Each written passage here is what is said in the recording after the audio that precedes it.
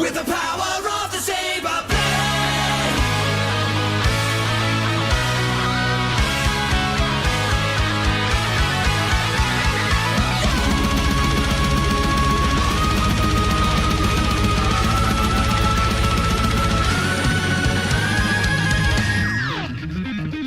Lost in the rhythm of the galaxy, lost in the rhythm of my mind, watching and waiting, hiding in the crowd, fired up for what I'm gonna find.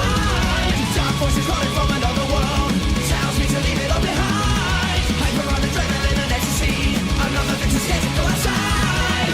Better run, better hide, cause I'm coming for you tonight. Gotta scream, gotta bleed, with the power of the saber blade.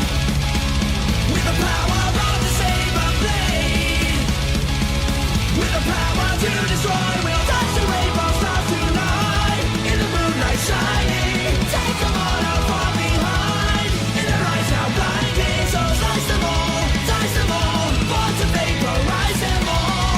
Now feel the everlasting power of the saber blade.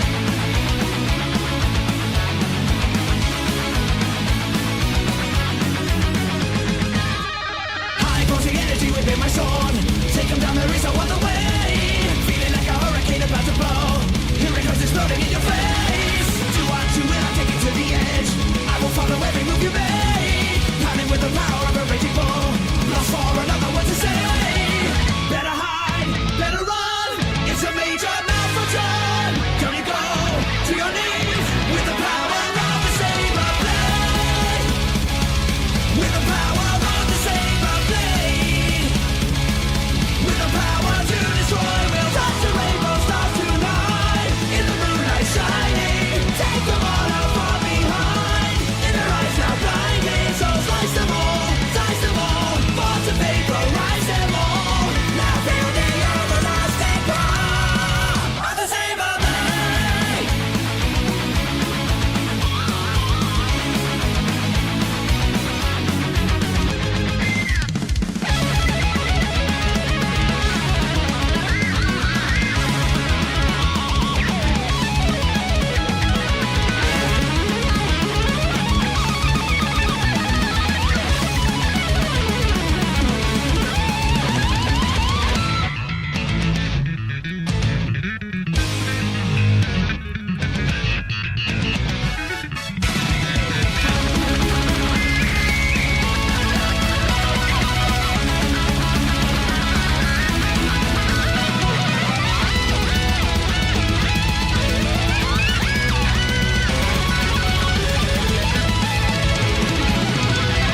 Outside the new sun rising, no way to even stand. Past out there was no warning, wait for the outstretched hand. My soul will always find you, no matter where you are. You're always near but not so far from the saber blade. With the power of the saber blade. With the power to destroy, we'll touch the rainbow stars tonight. In the moonlight shining, take them all out from behind. In their eyes now blinding, so slice them all, born to vaporize them all. Now feel the everlasting power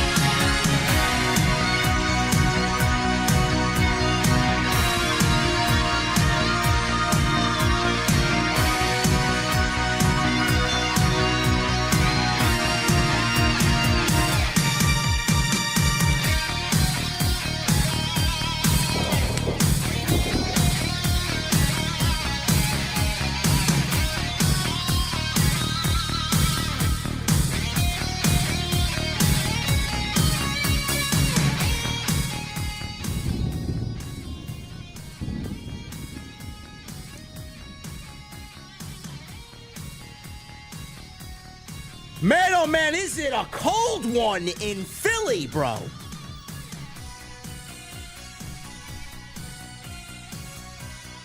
Maybe next year we gotta take WrestleMania to a warmer climate.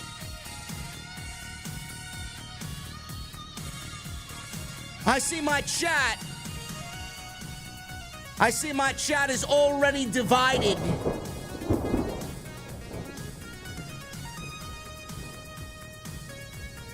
I don't understand why you guys, tonight of all nights,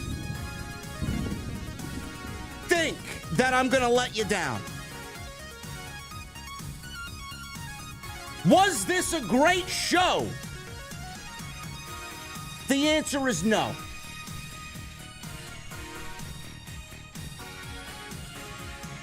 Was this WrestleMania worthy? The answer is yes. Why do you say that, JD? Because I watch the show different than you guys watch the show. We're gonna go over what was great, what didn't work, and why Cody Rhodes is going to win the Undisputed Championship tomorrow night, Sunday, on night 2. And we can't forget about DJ Dwayne The Rock. I haven't been that impressed with The Rock in close to 2 decades. We're gonna talk about it tonight. Tonight, we're drinking in style inside my mother's basement. And when we get there on this WrestleMania Saturday with 4,000 in the venue, and I haven't even said a fucking word yet. When I get there, I wanna know, what the fuck are you guys drinking? I'll see you over there.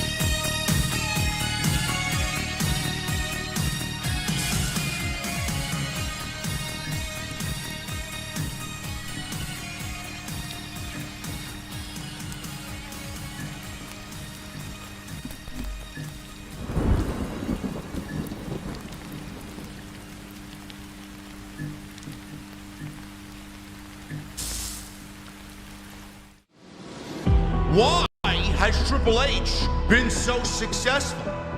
Why is Triple H running WWE better than Vince McMahon and Bruce Pritchard on Monday and Friday night? Long-term hit.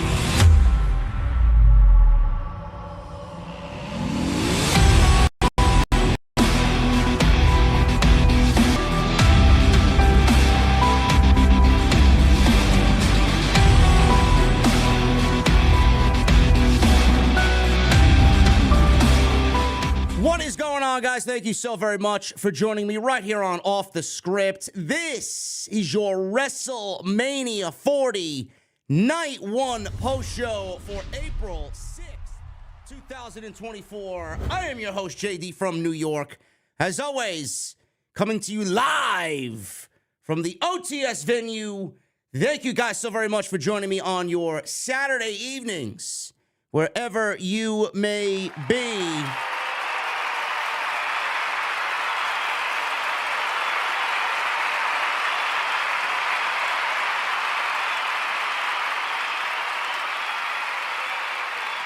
I gotta shout him out. Corinne of Darkness starting the stream with a $100 bomb.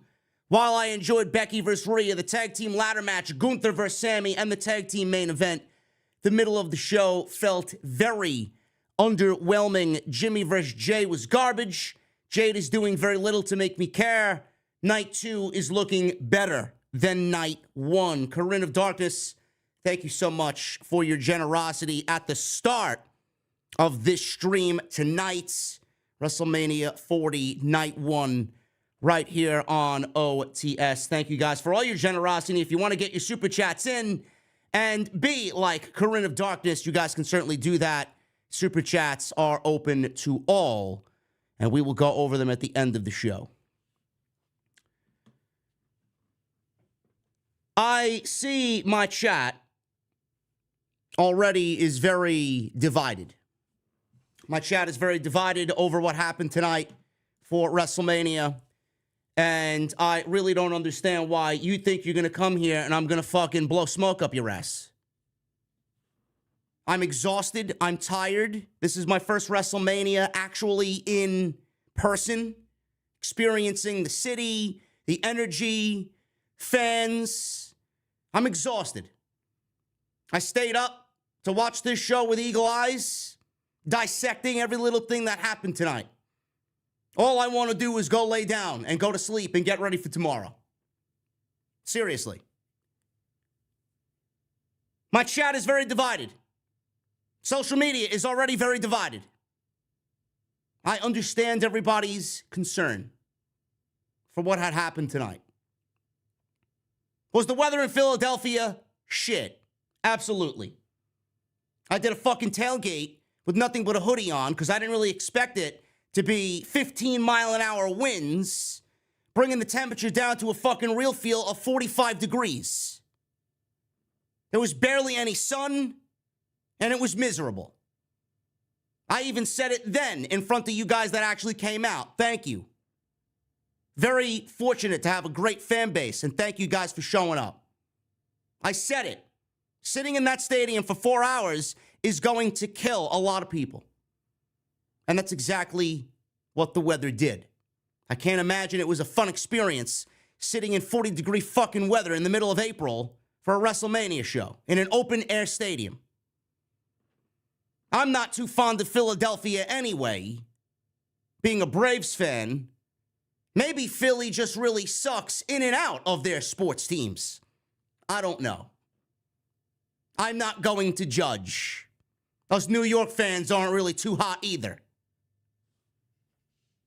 Being in an open-air stadium also was a concern. Obviously, all that excitement and all of that energy, where does it usually go when it's in an enclosed space? It bounces right back down, and it gives you a sense of excitement when watching it at home. All that excitement, wherever the excitement was to be found tonight, where did that excitement go? Where did that energy go? It went up, and it never came back down. It went up into the fucking sky. Into the 45-degree fucking cloudy weather. That's where it went. Having the show in an open-air stadium didn't do WWE any favors either. Not to say that the crowd was shit all night. They reacted to the things that they were supposed to react to, and they didn't react to the shit that didn't really matter. So let me get that out of the way. Those are some initial concerns with the setup and the location for this year's WrestleMania now that we already have gotten through night 1. Was this show better than last year's WrestleMania night 1? No, not even fucking close. If you thought tonight was better than last year's WrestleMania, you are on fucking something that I don't want to know. Last year's night 1 blew this show out of the water, even with The Rock's inclusion. Was this a bad show? No, this was not a bad show. I've seen bad. Tonight was not bad at all. Did some of the show absolutely fucking fail? Absolutely. We'll get into what I didn't like. But there's no way you watched this show and watched Rhea and Becky open the show, thought that was bad. Watched that ladder match and thought that was bad. Then we get all that bullshit that happened in the middle of the show that nobody fucking gave a single solitary shit about. Then we get to Sami and Gunther, and then the main event, the tag team match with the Bloodline, Rock, Roman, Cody, and Seth. And those two matches were fucking fantastic. So what do we have here? We have two pieces of bread, and in the middle was stale meat, stale ingredients. Whatever WWE did to load this show up at the top, right at the start of 7 p.m., they nailed it. Whatever they put on at the end, they nailed it. The shit that they put in the middle clearly maybe shouldn't have been on WrestleMania. This was not a bad show. I see people giving out number ratings. 7.5, 8.5. Some of you guys are going really in depth. 8.7. I don't know where the fuck you get an 8.7 from. I don't even know where you get a 7.5 from. This show was not a 7.5 show. If I was to give you a personal rating on this show tonight, I would go maybe a 5.5, 6 tops. This was a good show. The fact that we got 4 matches up, 3 matches down, in my honest opinion, gives it a thumbs up show. Was it WrestleMania worthy? I thought it was WrestleMania worthy. I don't know what the fuck you guys watched. I don't know how you watch this show tonight and then look at it and say, you know what, that's not really WrestleMania worthy. Yeah, no fucking shit. Jade Cargill doesn't look and feel WrestleMania worthy. I told you this from the jump. This is not new information. I said it on Friday last week, going into this week's SmackDown review. Jimmy and Jey Uso doesn't have that feeling of excitement. What did we get? A stinker. What could have they done better to make that match a little bit more exciting? Well, I don't know. How about maybe doing the match 6 months ago? Or having them on the same fucking show? No, you just want to build a brother versus brother matchup because it's the Usos. It's the Anoa'i family. Great. Now you see what your lack of effort gets you. A boring, stale, unexciting brother versus brother match that really didn't do what it needed to do at WrestleMania. Seriously. I don't really understand why people think that this is not a show worthy of WrestleMania moments. It had its WrestleMania moments. It absolutely did. Rhea versus Becky was a great open. The two ladies killed it. Wasn't better than what Rhea and Charlotte did last year, but they killed it. Plus, Becky had a 102 fever. She went out there with a 102 fever and still gave you a 20-minute match. The ladder match got off to a little slow start. By the end of it, we got a WrestleMania moment. R-Truth got his first WrestleMania win in his entire career, and he won the Tag Team Championships, which is a WrestleMania moment in itself. That was the whole storyline of them coming into this thing by him overcoming his bullies. He's been bullied by the Judgment Day. So he and The Miz won the Tag Team Championships. So we got a WrestleMania-worthy nod with R-Truth winning the Tag Team Championships. I thought that was a fun match. Like I said, I thought it started off slow, and we got to where we needed to be at the end. Then we get to the middle. That 6-woman tag team match was a complete waste of everybody's time. That was basically a house show match on WrestleMania. Jimmy and Jey, again, shit that was fit for a SmackDown main event. It's basically what we got. Then we get into the middle of the show, into the end of the show, and Gunther, Sami Zayn. I said on Twitter, I'm like, I hope these guys fucking show up and give me something that's WrestleMania worthy. Because right now I'm fucking falling asleep. Sami and Gunther absolutely killed it. Whether you liked the outcome or not, they fucking killed it. As you would expect from Sami Zayn and Gunther. Did Sami Zayn belong in that match? Up for debate. Some people liked Sami in that spot. Some people liked Gable in that spot. I'm not here to judge. I'm only here to give you my opinion. You can't go wrong with either one of those men. They're both class acts. Did I think Gunther was going to lose the championship? I didn't think he was going to lose the championship. And we'll talk a little bit more about that in depth as we get to that part of the show. But if you didn't think that match was WrestleMania worthy, I don't know what the fuck you're smoking. The ending of that match was a fucking absolute thing of beauty. Loved every bit of it. The story of Sami Zayn coming on in, the story that they told tonight before he actually walked through the curtain with his family out by ringside. Sami Zayn looking at his son before he went out. Kevin Owens pushing him and giving him a hug, telling him, screaming at him, go do it. That if none of that resonated with you, I don't really know what the fuck you're watching for. Then we get to the main event. Then we get to Rock and Roman teaming up against Cody and Seth. A match that is going to have direct implications on what happens Sunday night. We got a weekend-long story playing out right before our very eyes. Again, this is all up for debate. You could sit there and say that it was not a good match. You expected more. You wanted something a little bit different. I don't really give a shit what you want or what you expected. This is my show, my view, my opinion.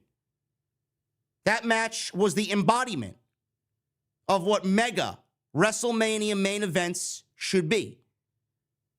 And it set the stage for what is going to happen on Sunday night. I've told you time and time again, I wanted Cody to have adversity.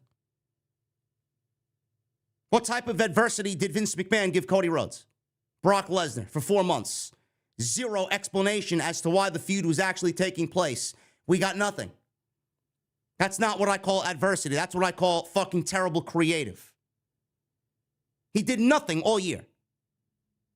Then he feuds with Dominic. Then he wins the tag team titles with Jey Uso, feuding with the Judgment Day.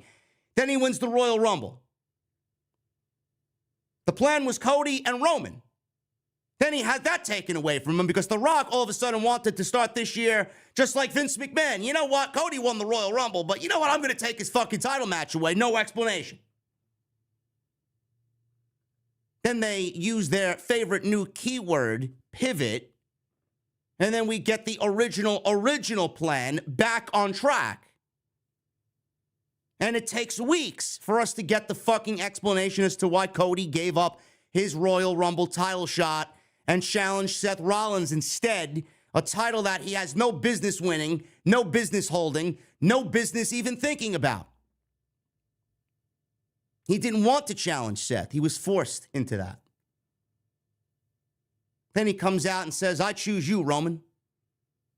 Takes a couple of weeks, but we get the explanation from Dwayne Johnson about why he did what he did and why everything happened. Wasn't a perfect storyline, but it led into tonight.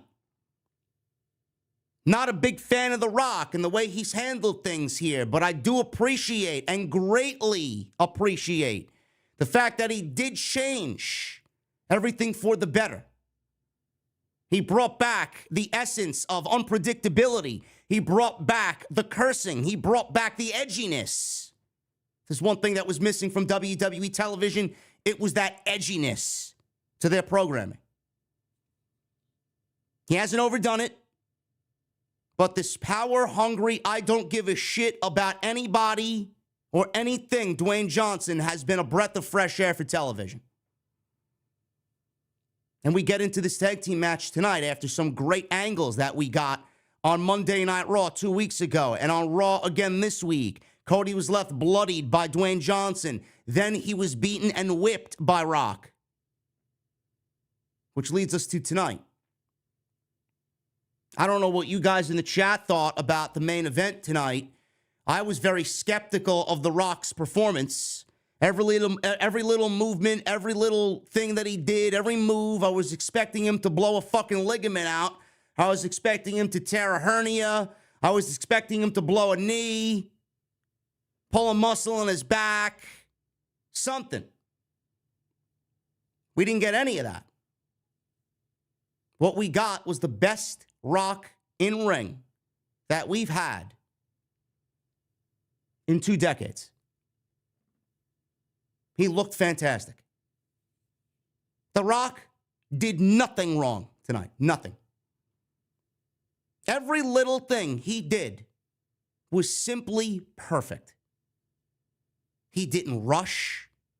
He didn't overstep his boundaries. He didn't push himself too hard at his age. He let the story breathe. Story is king. Story over everything. He was in phenomenal shape. He brought back all the classic moves. We got the spine buster. We got a people's elbow. We got a rock bottom. We got him abusing his power in this match, telling the referee that he was going to fire him if he did anything to make a count out. This was the perfect embodiment of what the main event of WrestleMania should be. No complaints whatsoever. The only complaint I have about the match is the fucking fact that we got 25 minutes of entrance. Close to it. A little ridiculous. But what else did you guys want from that main event? What didn't you like? Because what I saw was storytelling. WWE perfectly sets themselves up for Sunday night for Cody to win the championship. And I need to reiterate this to everybody in the back that thinks Roman is going to win tomorrow. He's not. WWE didn't leave you with a lasting image on Saturday night of Cody looking the same exact way he did last year on Sunday of night 2 when he lost to Roman. Tonight, they didn't do that for him to lose on Sunday this year. That visual was the perfect ending to a WrestleMania this year. The Rock looked incredible. All the sub-stories in this match were beautifully told. Rock abusing his power, telling the referee he was going to fire him, using the whip when the referee was basically threatened with his job, didn't say anything. He scolded Mama Rhodes on the outside. He made a promise to Mama Rhodes in the ring when he dropped the people's elbow and pinned Cody Rhodes 1, 2, 3. The Rock played his role beautifully. Roman Reigns, he did his job as the tribal chief as well. Made a little bit of a miscue, but they corrected course and they ended up winning the match. Roman showed a little fire in this match tonight. Showed up with a bloody nose. He didn't like that too much. Cody's story was always great. Cody and that adversity was shown throughout this entire match with little glimmers, a little glimpse of him having Roman's number only to fall back and only come so close, yet so far. Seth Rollins' injury. They exposed that knee injury, played that in the match. He put his entire being on the line to help Cody tonight and put his match with Drew McIntyre in jeopardy tomorrow, which I hope he does lose. Everybody played their role perfectly. Now we get Bloodline rules, which you basically saw tonight, because The Rock only plays by The Rock's rules. Cody is going to have one hell of an uphill battle tomorrow. But it's cinema. The cool kids say it's cinema. I thought this was a great main event. I don't know what you guys really expected or what you really wanted coming out of it. I don't really understand. If Roman loses, I'm out. Well, goodbye. Goodbye. How long do you want this man to be champion? You want Roman to do what exactly with the Universal Championship? Hold it for another 100 days, 200 days? For what? There's a new era. It's the Renaissance era. There's going to be a draft coming up, hopefully in May. You want Roman to continue his reign of terror on WWE television, not showing up for SmackDown, leaving SmackDown without a champion? Why? Nobody gives me a good answer as to why Roman Reigns is the choice to win tomorrow. Nobody gives me a good answer. It's like a political debate. Why are you so pro Donald Trump? Why are you so pro Joe Biden? Nobody gives you a fucking straight answer. It's all a popularity contest. That's all it is. You like Donald Trump because you like Donald Trump. You like Joe Biden because you like Joe Biden. I don't give a fuck about either one of them. I don't give a shit about Cody Rhodes. I don't give a shit about Roman Reigns, but I do know what? I know Cody Rhodes is a better leader than Roman Reigns at this stage of the game because Roman's done it for 4 years. Cody Rhodes needs to be a full-time champion. SmackDown needs a full-time champion. WWE needs a full-time champion. Roman is not that guy. Roman's story is going to be told with Dwayne. That's the next chapter of that story. And that's what you saw play out tonight. So at the end of all of it, what we got was a night one of WrestleMania that did its job. It did its job, but it didn't really fully engulf what a WrestleMania should be completely. They had a few missteps on tonight's show, but that does not mean it was a thumbs down show. The first two matches killed it. The last two matches killed it, and everything else in between, which we will go over, did not do anything for anybody at all. We got another whole night of this, too. Maybe WWE is going to reverse it. Night one was better last year. Night one this year was not better. Maybe night two ends up being better. I don't know. I don't know what WWE's got planned. They got another loaded show tomorrow. One last match. 6 matches tomorrow night. But tonight we're going to talk about what happened on night one. We're going to go over all these matches tonight. We're going to go over how these outcomes came about. And I appreciate you guys joining me here on the podcast. This is your official WrestleMania post show for night one. Saturday night, April 6th, 2024. I am JD from New York. If you guys are new around here and are just joining the stream, I would really appreciate you hit that thumbs up. And hit that subscribe button down below. Turn on the bell for notifications. Follow me on social media at JD from NY206, Twitter, Instagram, TikTok, and Cameo. Hit that subscribe button like I said. Turn on the bell. Super chats, get them on in. We will hang out at the end of the show like we always do. Go check out all the other content on the channel. There's plenty of it. Thank you guys for coming out to the tailgate today. Had a very good time, even in the cold. We'll do it again all over tomorrow. Live episode of TNT.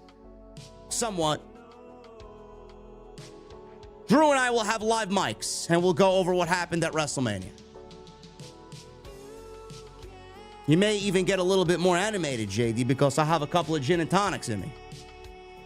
It's always a good time. And tonight's show is sponsored by my great friends over at Blue Chew. BlueChew.com. Don't be like Cody tonight. You take Blue Chew, you may very well look like The Rock. Fuck Cody. BlueChew.com. Finish your own fucking story. Code JD at checkout. BlueChew.com. Free sample. All you guys got to do is pay the $5 shipping and handling. What's going on in the chat? Everybody's having a fucking terrible time tonight. You're arguing over what? Oh, I don't believe JD said that. I don't know, man. Why don't you start your own fucking show? I haven't even said anything yet. Guys are ridiculous. I did not watch the kickoff show. I was at the tailgate, so I missed all of the 2-hour kickoff show. I didn't do anything about the kickoff show, but I did get home with plenty of time to spare with about a half an hour to go for WrestleMania proper, the main show. We got a new signature video at the start of the show, voiced by Triple H. Then, now, forever, together.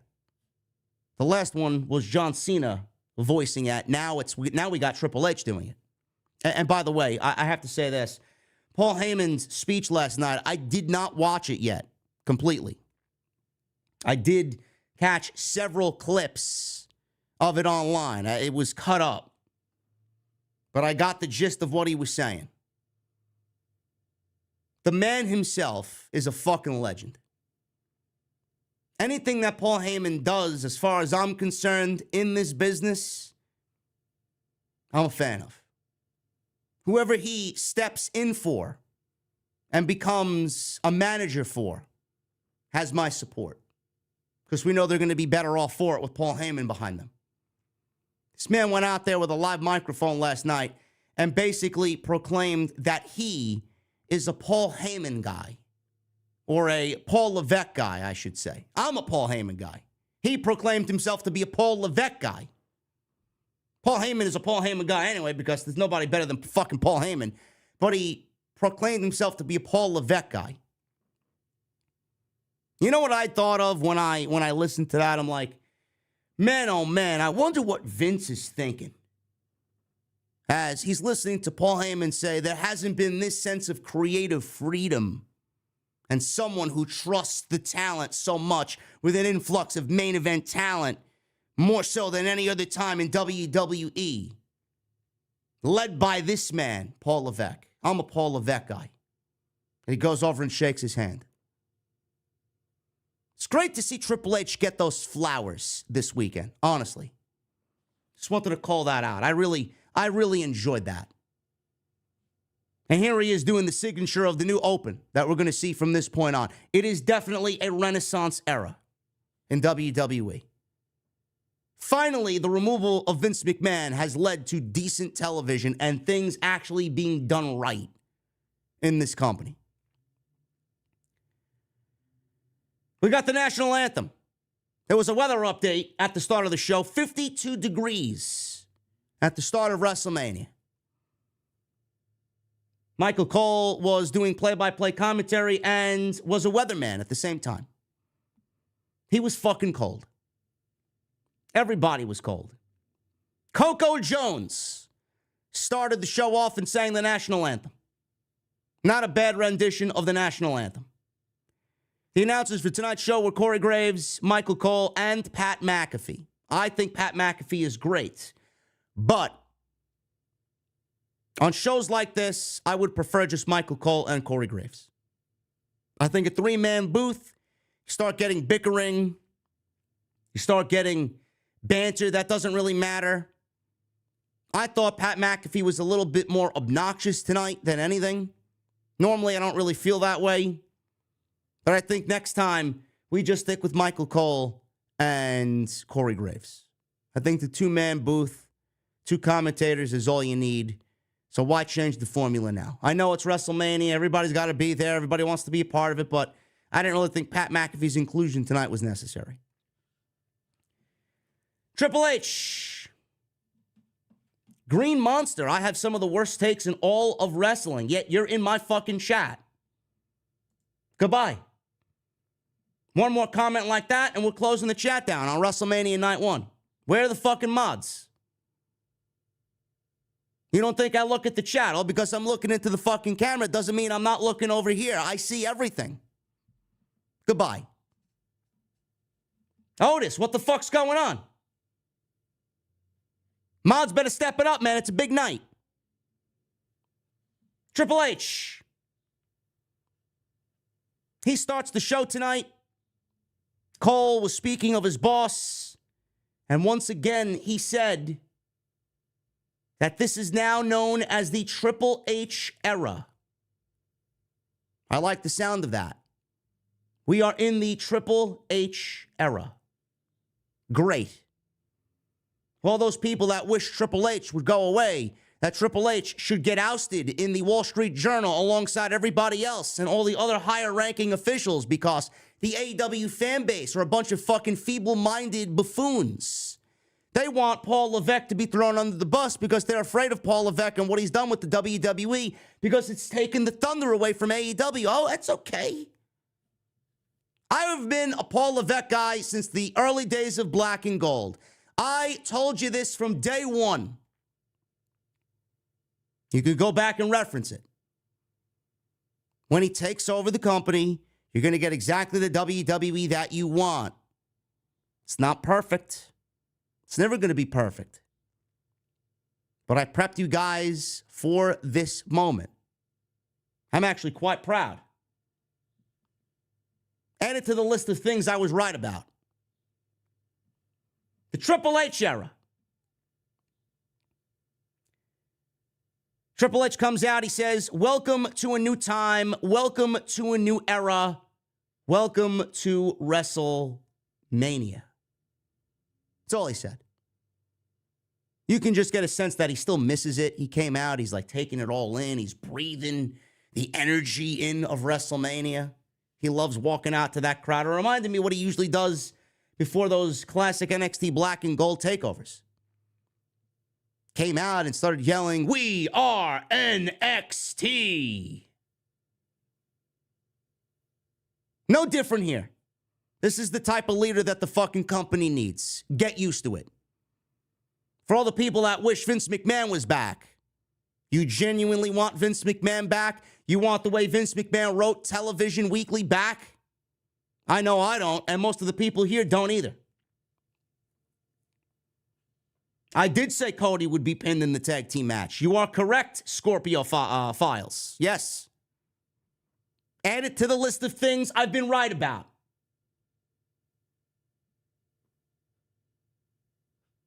Here we go with the predictions. He says every prediction under the sun, and then he says he's right. Give me a break, JD, with this BS.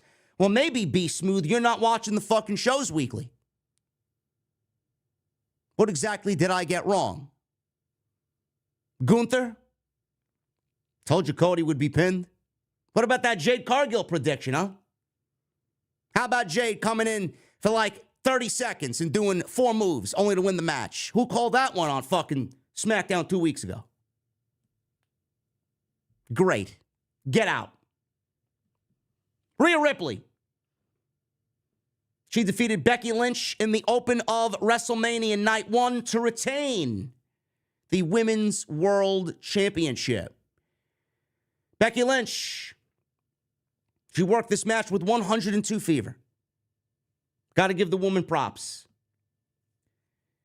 I know a lot of people are sick of the overexposure of women like Becky Lynch and Bianca Belair, and you're going to see it with Jade Cargill, Charlotte Flair.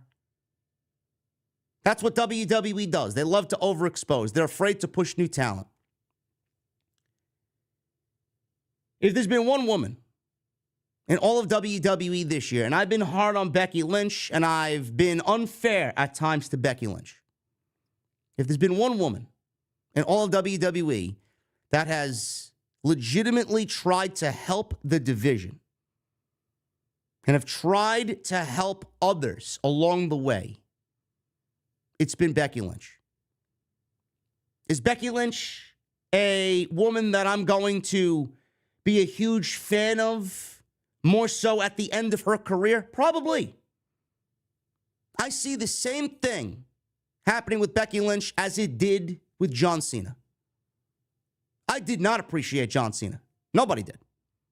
John Cena was one of those guys, faces of the company. Company rammed him down your throat, overexposed him to a point where you didn't want to see him anymore. That's where Becky Lynch was headed under the prior administration. Under this new administration, she's gone down to NXT. She's helped the women down there. She feuded with Tiffany Stratton for a little bit. She helped put over Lyra Valkyria. Who? Lyra Valkyria. I think she lost today to Roxanne Perez. Correct me if I'm wrong. I did not watch stand and deliver. She's helped others along the way. She's feuded with Nia Jax. She brought Nia Jax to some of the best matches that Nia's been in. She's worked with Liv Morgan. And here we are, and Rhea coming into this thing hot. Legitimately. Rhea is the hottest woman in the company. Creatively and figuratively. Honestly. Everybody loves Rhea. She went out there, and there was no reason for Rhea Ripley to lose this match. None. Don't know why anybody thought Becky Lynch would win this match. The idea of this match was one singular idea. How do we get Rhea Ripley over to the next level as babyface? That's what this match was about. That's all this match needed to do. Becky wasn't the overwhelming favorite here. Becky wasn't the fan's choice here. Rhea was. What good would it have done if Becky won the championship and beat Rhea Ripley? You would have derailed Rhea Ripley and put the title back on someone that the fans genuinely don't want to see hold the championship again. We've been there, done that. The fans are starting to sense it. Start building new stars. That's what we need to do. I don't know who Rhea is going to drop that title to. I'm not concerned about it now. So phase one of the women's division here with Rhea Ripley as a babyface is now complete. Becky did her job. Now WWE needs to do theirs. After beating Becky Lynch, WWE's got one singular priority. Let Rhea Ripley handle everything else. One singular priority. Start stacking competition for Rhea Ripley and that World Heavyweight Championship. I don't give a shit who. I don't care where you got to get these women. Whether it's via a draft and we get a whole new slew of opponents. I don't care. The woman needs competition. Competition on a regular basis. The woman doesn't have to defend the title every fucking show. She doesn't got to wrestle every week. But we need competition for Rhea Ripley. I'll even go a step further. Today, WWE introduced a Women's North American Championship on NXT. That's a great thing. I'm sure Drew and I will talk about that on Tuesday. NXT is adding another singles championship to its women's division. So now they got a women's world championship proper, and then another championship for other women to go and wrestle for. So WWE is now automatically giving you two women's storylines. That means something. Outside of the typical WWE storyline, if they so choose to do it, that doesn't pertain to a championship. Maybe this leads to WWE adding another singles championship on the main roster. Because all WWE does is want to push Becky, want to push Rhea, want to push Bianca, want to push Jade, want to push Charlotte. It's the same cast of characters every single time. Every time you come to a WrestleMania, it's always, Becky Lynch is in the championship match. Charlotte Flair's in the championship match. Bayley. It's always the same women. If WWE wants to add a women's Intercontinental Championship to the main roster, it may actually give these other women who are up and coming something to do and get ready for that spot when WWE so chooses to start filtering new people into the top of the card. Maybe the North American Championship is going to give way to WWE doing the same thing on the main roster, which I think would be a great idea. Now, only if they did that and got rid of the tag team championships, I'd be happy, because the tag team titles, they were worthless in NXT and they're worthless on the main roster. But we all know those tag team titles are going to Jade Cargill and Bianca Belair, because that's what WWE does. Becky Lynch has been great. This was not her match to win. The entrances were really good here. Becky got her entrance. She comes out looking really nice tonight. Rhea Ripley gets the live entrance, the sole live entrance of the night. Motionless in white from Pennsylvania played Rhea Ripley to the ring, and Rhea Ripley outside The Rock probably had the best entrance of the entire night, in my honest opinion. Ripley, early on, hits a Northern Light suplex. She went to the top. Becky Lynch brought her down with an arm drag. They actually documented on commentary that Rhea Ripley had an injured arm, and that throughout the afternoon and when she wasn't being active in the ring, she was actually wearing a cast on her wrist. I don't know where that injury may have occurred, but WWE made that a story in this match. Whether it's legit or not, I don't know. Lynch spiked Ripley with a tornado DDT. Lynch followed with a leg drop onto the apron before giving Ripley an exploder suplex into the barricade. Lynch hits another diving leg drop, goes for a cover and gets a 2 count. Becky Lynch tried to cross body, but Ripley was easily caught, or she caught Becky, rather, and hit a big knee strike for 2.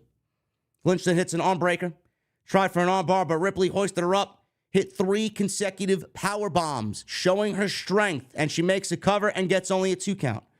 Lynch tried targeting the arm, but Rhea Ripley booted her in the face for a 2.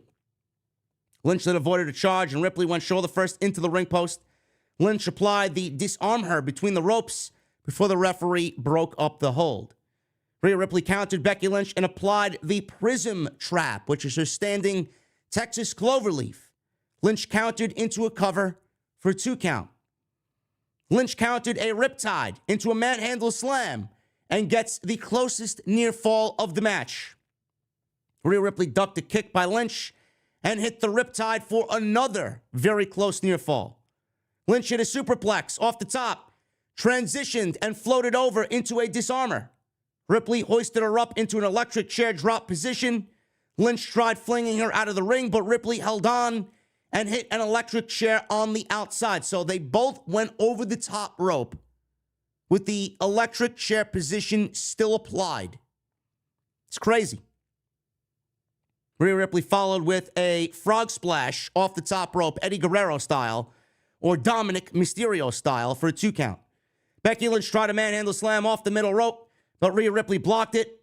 Ripley gave Lynch the riptide into the turnbuckle pad and then followed up with another riptide for the 1, 2, 3. That was the correct outcome.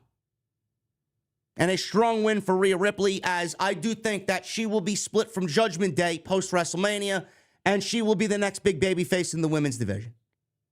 And I do think when the draft does occur, I think Becky Lynch gets drafted to the opposite brand.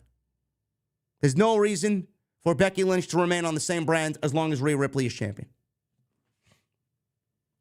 She doesn't need it. She doesn't deserve it. And there's no reason to work her back to another match with Rhea Ripley, because as far as I'm concerned, Rhea Ripley's going to hold the championship going into next year's WrestleMania as well. As she should. Everybody claims, oh, Roman, he can't lose the championship. We're going on almost 4 years of Roman Reigns. Rhea Ripley makes 1 year after today. There's no sign of fatigue with Rhea Ripley as champion. The only problem is WWE has no competition for Rhea Ripley because they fucked up. They got plenty of women on the main roster, and they're always gloating about how great their women's division is. Let's start doing Rhea Ripley some justice. Her 2024 needs to be better than her 2023, and it's off to the right start with her beating Becky Lynch. The right outcome. I actually thought that Jey versus Jimmy was going to open the show, and seeing how that match ended up, they made the right decision with Becky Lynch going on first against Rhea Ripley. Plus, Becky Lynch requested to go on first because she wanted to watch Seth Rollins, her husband, wrestle in the main event because they were going to go over 40 minutes. So that's exactly what WWE afforded her, and they gave it to her.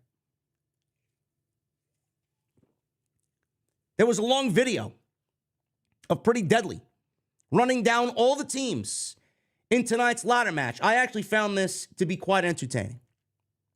The fact that Pretty Deadly was on WrestleMania's card in a vignette running down all the tag teams in the division just goes to show you that WWE does have plans for Pretty Deadly post-WrestleMania. I'm not a big fan of Pretty Deadly. I do get that they are witty and they are flamboyant and they are out there, but I'm not a fan of the actual tag team. I don't think that it translates well to the main roster. I don't. I was worried about this ladder match. I was.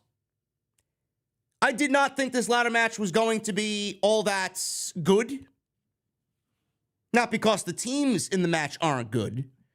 I just didn't think that the match was going to end up being a match at the end of it that was worthy of a ladder match. I just thought it was going to be a really big spot fest with WWE trying too hard to throw the biggest moves they can out there with minimal injury. It's tough to have a ladder match, or really tough to trust WWE having a ladder match with 12 guys out there. I'm looking at this match and I'm saying to myself, I think we would have been okay with 3 or maybe 4. 8 guys. Instead, we got 12. It's a little too much. Now, looking at the field here, Damian Priest and Finn Balor came in. They're the tag team champions. They had to defend the titles against Johnny Gargano, Tommaso Ciampa. They are DIY. The Miz and R-Truth. Kofi Kingston and Xavier Woods of the New Day. Austin Theory and Grayson Waller. And then Pete Dunne and Tyler Bate. They are the new Catch Republic.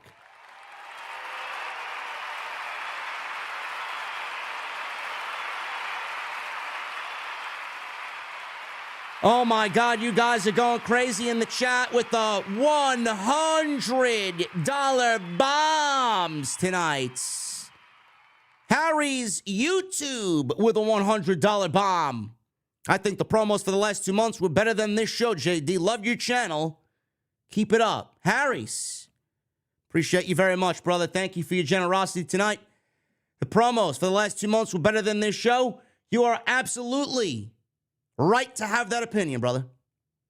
You are absolutely right to have that opinion. Phantom67 with the $100 super chat. Really enjoyed all the carnage in the 6-pack tag team ladder match.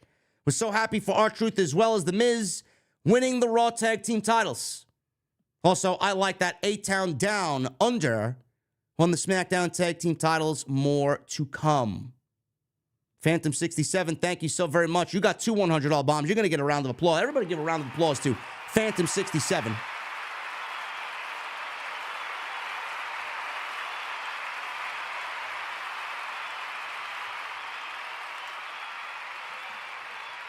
Happy Rhea retained. Becky's a beast for being sick. As she was going out there to entertain us. Cheers. More to come, says Phantom67. Phantom, thank you, brother. And thank you to everybody that has donated tonight.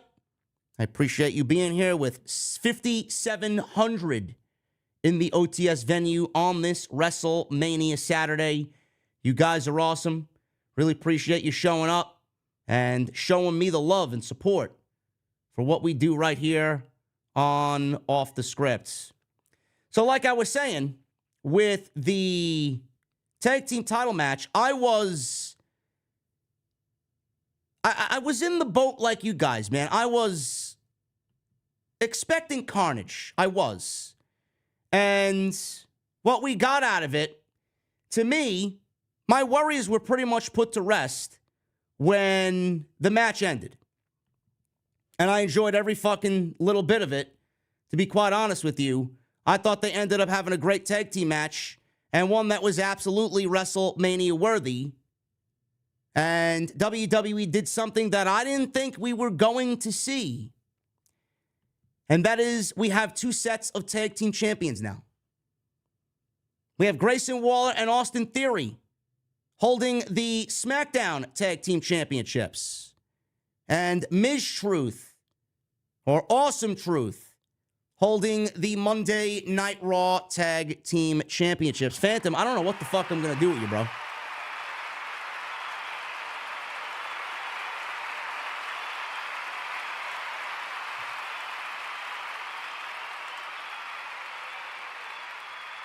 Phantom, what am I going to do with you, brother? Phantom with another $100 super chat. Rey and Andrade versus Dominic and Santos was garbage. Glad Andrade got on WrestleMania 40. Jey versus Jimmy, I was looking forward to. All absolutely awful crap. Jade and Bianca and Naomi versus Asuka, Kairi, and Dakota, I had no interest in. But I did enjoy looking at Jade's fabulous body. I guess. Yeah, we'll talk about that a little bit later, Phantom. Thank you so very much, brother, man. Keep them coming. Holy shit. Phantom is going crazy in the chat tonight, man. Thank you so very much. WWE did something that I didn't think that they were going to do. I don't necessarily agree with it. Maybe they changed my mind. Maybe they got a plan. I don't know. WWE, for this entire match, leading up to it, they were hyping up the fact that if one team pulls one set of championships down, they are that champion, but the other championships will remain in play. Both sets of titles had to be pulled down. And it could be two separate teams. It could have been one team, but it also could have been two separate teams. So WWE going into this, not only was this a match to get everybody on the card, but WWE really, really, really wanted to undo the Vince McMahon thing and separate those tag team titles and put one back on Raw and one back on SmackDown. I don't know if this was the wisest of moves. So we got Grayson Waller and Austin Theory as the tag team champions on SmackDown and Awesome Truth as the tag team champions on Monday night. I don't think that there are enough teams to solidify two divisions. I don't. And you can sit there and tell me that there is. You could sit there and name tag teams off to me that would make this thing work. It doesn't. It didn't then, and it's not going to work now. I don't understand how much I need to explain this to you. Indus Share is not a fucking tag team anybody wants to see on the main roster or on television. No matter how much you build them up, there is zero story there. Nobody cares. Alpha Academy, Otis, and Gable were a great tag team. I could get behind them all day long. But Otis and Tozawa? You want to see Otis and Tozawa challenging for the tag team titles? I don't. Who else is there? Ivar is a part of a tag team. He's in the Viking Raiders. Eric is not back yet. We don't know when Eric's getting back. If they were a tag team, I'd say, okay, there's another solid tag team. But right now they got Ivar working single. So on Monday Night Raw, who are the tag teams that we got? Imperium, Awesome Truth, DIY, and the New Day. And the Judgment Day.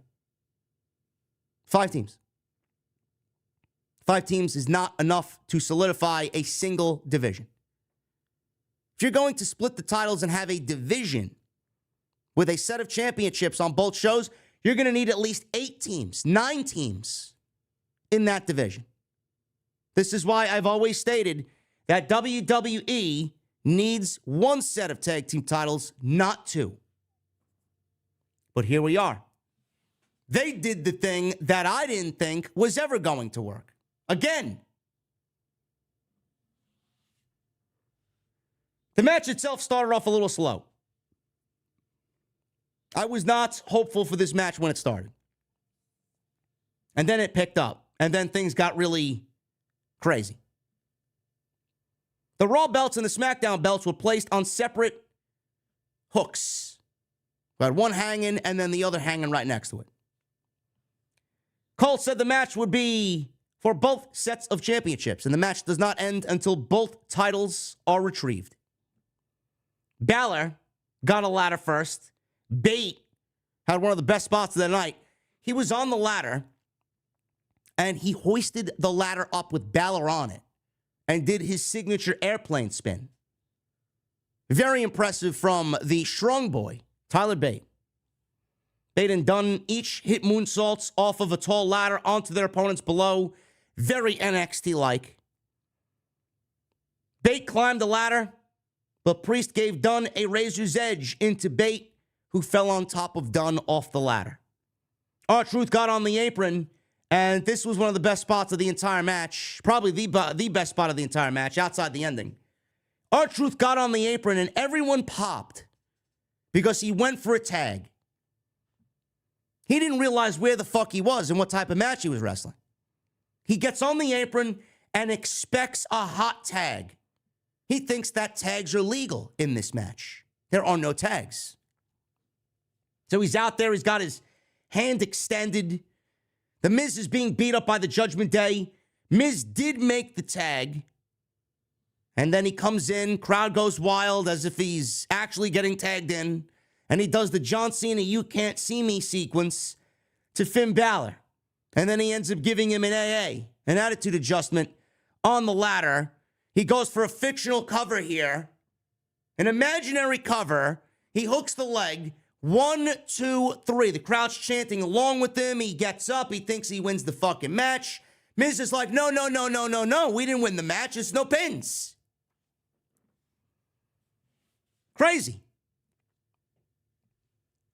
So, Truth thought he won. Miz smartened him up. Miz and Truth held Priest back, so Gargano hit a super kick and allowed Ciampa to hit his version of the pedigree. So now we got both DIY and Awesome Truth arguing over who's going to climb the ladders. So R-Truth says, well, I got an easy solution. We'll go for the SmackDown titles. You guys go for the Raw titles, and then we'll both win the fucking match. So we got DIY and we got Awesome Truth both climbing the ladders at the same time, both going to end this thing. Theory and Waller knocked everyone off the ladders. Waller quickly ran up the ladder and grabbed the SmackDown Tag Team Championships. So we have new Tag Team Champions on SmackDown in Grayson Waller and Austin Theory. This was about 7 minutes into the match. We already got new champions. But the match is not over. So Pete Dunne and Tyler Bate powerbombed Waller through a ladder bridge. He was taken out. They were still in the match. They could win and pull down the Raw titles as well and basically be what Judgment Day currently is. 2 sets of titles. So Dunne and Bate powerbombed Waller through a ladder bridge, took him out. Woods hit Ciampa with a springboard elbow onto another ladder bridge, which looked like it sucked a lot worse for Xavier Woods. Kingston wiped out mostly everyone with a huge trust fall dive off of a very big ladder. Gargano DDT'd Dunne through a table outside the ring, which looked ridiculous. Ciampa killed Bate with an NXT TakeOver style air raid crash that he used to do off the top of a ladder. That was ridiculous. Truth suddenly emerged. Everybody started really getting excited because they wanted R-Truth to win, but he was cut off by J.D. McDouble. Somebody actually thought I was J.D. McDonough at WrestleCon today. I'm like, no, I'm not J.D. McDonough. I might be taller than J.D. McDonough, but I don't look like a fucking turtle. He came up to me and said, well, man, I was surprised that you lost your match. You were so bruised after your match. How are you feeling today? He asked me. I look at him. I'm like, what? You genuinely look at me and think I'm a pro wrestler. Who do you think I am?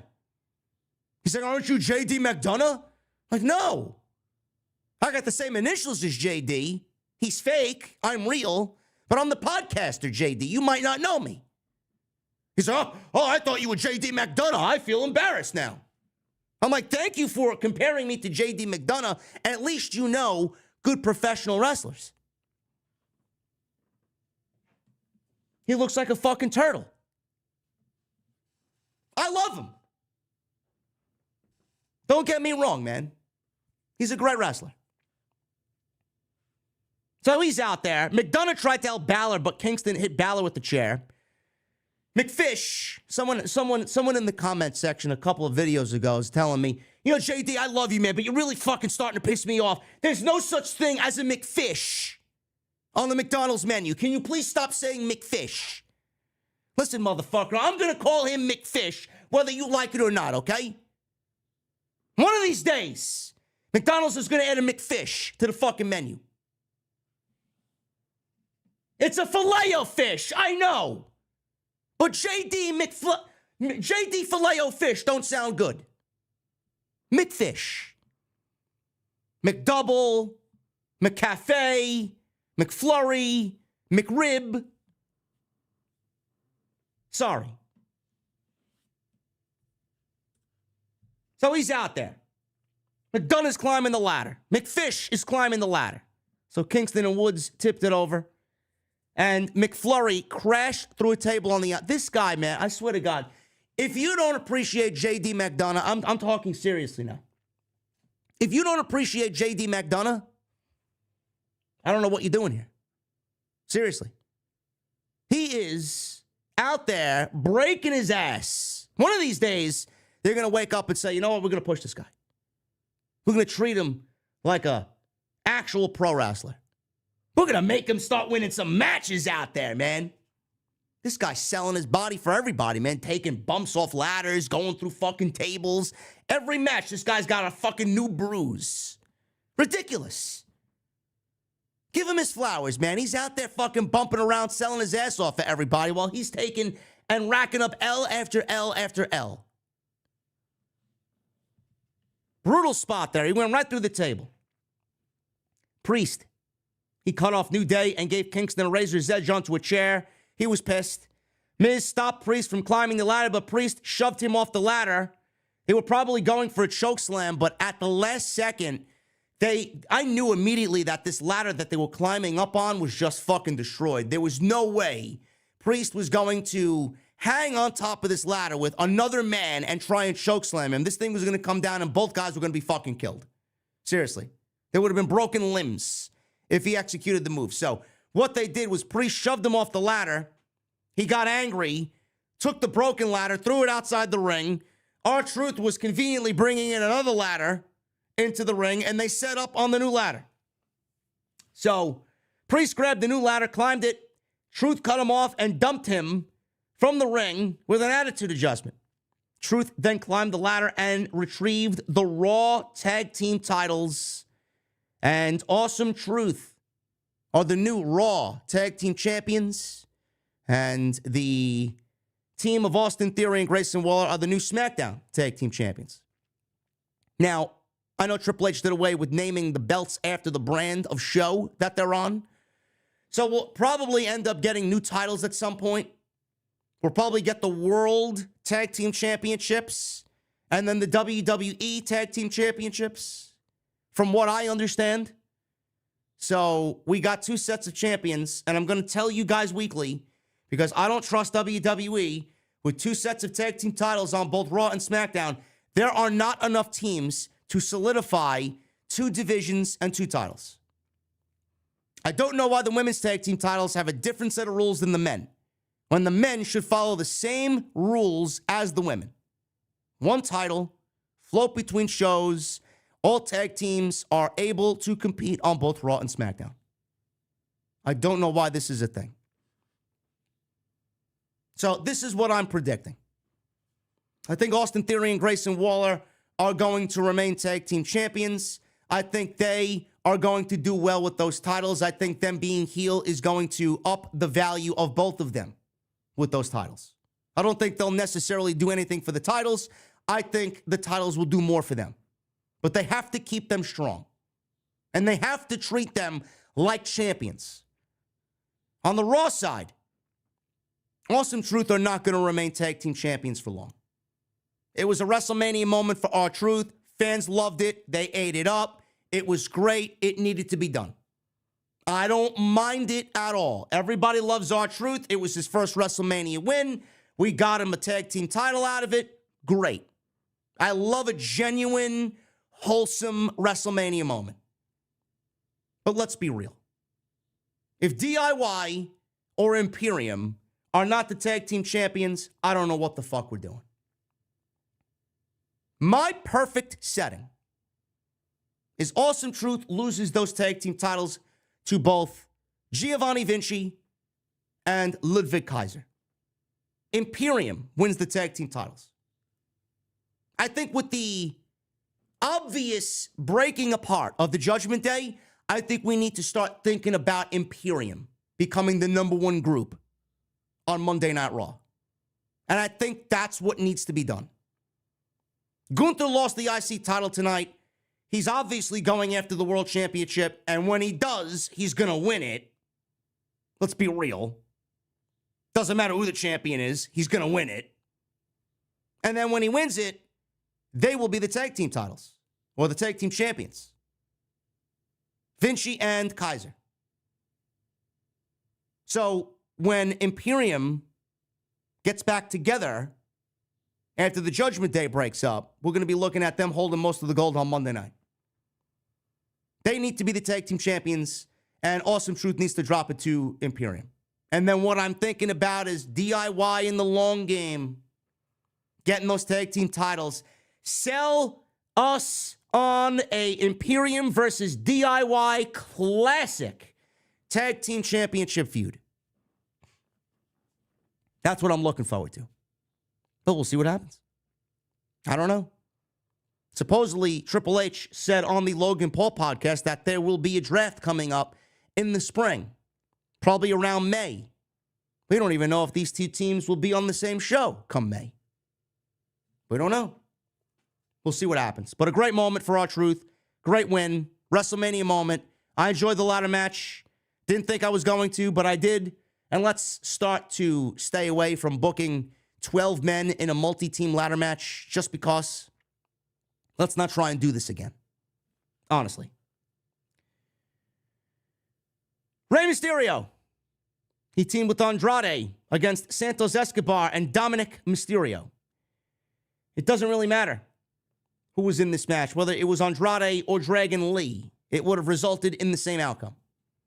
It would have resulted in the same feeling from watching it in the arena or watching it at home. This was boring. And I don't really know why, because all four guys are great, but this was boring. Rey Mysterio's been out, and they started to play this LWO led by Rey Mysterio, feuding against Santos Escobar and Legado del Fantasma. Rey's injury really derailed the momentum of this story. And by the time Rey got back, it was all but dead. I don't blame Rey. Shit happens. I don't blame Santos. Shit happens. But there was nothing that WWE could have done to inject any life into this dead angle. Santos Escobar's heel turn was fantastic. Santos Escobar's heel turn, when it was executed, was really the time where WWE should have strapped a rocket to him.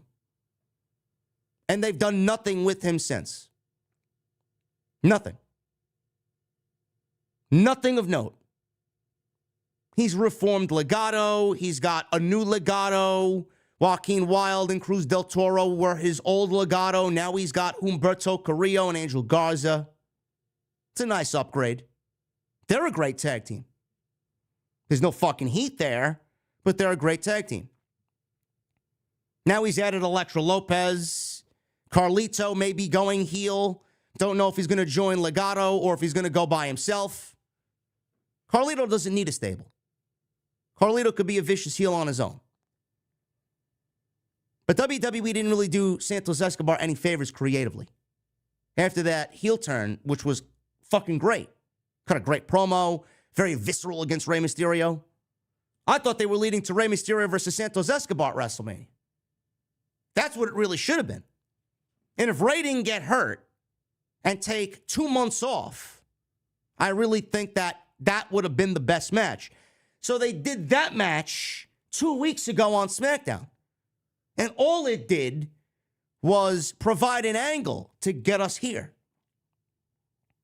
So Dominic has been mingling with Legado. Santos Escobar called up Dominic because he's been feuding with Rey just to get under Rey's skin. He's now enlisted the services of his son. Dominic, working with Legado, is pissing Damian Priest off because Dominic is not really focusing on Judgment Day stuff. He's focusing on shit for another stable on a different show. But the match was made. The only reason why they added Dominic to the mix is because the feud with Rey and Santos has zero heat. Even Dominic couldn't add anything to this match. And Dominic's a heat magnet. Dragon Lee was originally announced. They pulled Dragon Lee on Friday. In comes Andrade. Andrade is a great upgrade. But like I said 5 minutes ago, it doesn't matter if it's Dragon Lee, Bruce Lee, Brody Lee, Lee Fitting, Jamie Lee Curtis. It doesn't matter who the fuck's in the match. This match was going to fail because Rey Mysterio took 2 months off and there was no heat. I don't know what we got to do to get back to that, but after this, it's over. LWO wins. They won the battle with Legado. Let's move on. If there's a brand split and a draft, both of these factions need to be away from each other. Don't want to see it ever again. 11 minutes. Crowd could not give a single shit about this. This is where things died. It wasn't terrible. It wasn't bad. The ending sucked. But this shit belonged on SmackDown. Andrade held Rey on his shoulders, and they hit a double diving crossbody on their opponents outside the ring. Escobar took over on Rey. They worked him over. He tried to hit a code red. He did hit a code red. Andrade tagged in, hit Dominic with a double knee strike and a double step moonsault. So he did the Meteora in the corner where he runs from pillar to post. Then he goes up top, does the moonsault, misses it, and does the standing moonsault on his opponent. So Dominic came back with a neck breaker. So both men tagged out. Rey comes in with Escobar, and Rey dropped Escobar with a seated senton. Rey sent Dominic out of the ring before hitting Escobar with a 619. Andrade wiped out Dom with a moonsault to the outside. So Angel and Berto, who are part of Legado with Santos, distracted Rey, which allowed Escobar to hit a Hurricanrana off the top rope for a 2. So everybody not involved in the match took each other out with moves. Joaquin Wilde did his spot where they spring-loaded him on the second rope and made him jump 1/4 of the way up the aisleway. Great spot for WrestleMania. Same thing he did in NXT. Escobar went after Rey as Dominic grabbed a steel chair. All of a sudden, we see a couple of big, muscular luchadors. Luchadors. Come on out. They jumped the barricade. And all of a sudden, they're wearing Philadelphia Eagles-themed Rey Mysterio masks, by the way. They stopped Dom and chucked him into the steel post and then threw him into the ring. Rey hit both Dom and Escobar with the 619. The setup for the 619, they fumbled and it looked awful. Both Dominic and Santos just looked clumsy as fuck setting up for the 619. Andrade took out Dom with his new finish, which he calls the message. And Rey hit Escobar with the splash off the top for the 1, 2, 3. And the LWO win over Legado del Fantasma. The masked men revealed themselves as Jason Kelsey and Lane Johnson of the Philadelphia Eagles. Kelsey has retired, and the crowd popped big for this. This shit belonged on SmackDown. Seriously. This should have been on last night's SmackDown show. The ending was terrible. So not only did we hype up Santos to be a great heel, Rey Mysterio goes out for 2 months. There's no build. Everybody's thinking we're going to get Santos and Rey. Santos is going to be the next coming of the luchador in WWE. Passing of the torch from Rey to Santos. Then Rey comes back. They do nothing with the feud. Dominic Scott didn't get involved because there's no heat to the feud. And then LWO beats Legado with the help of a retired Philadelphia Eagle and Jason Kelsey and Lane Johnson. That's how you want to end the fucking feud? As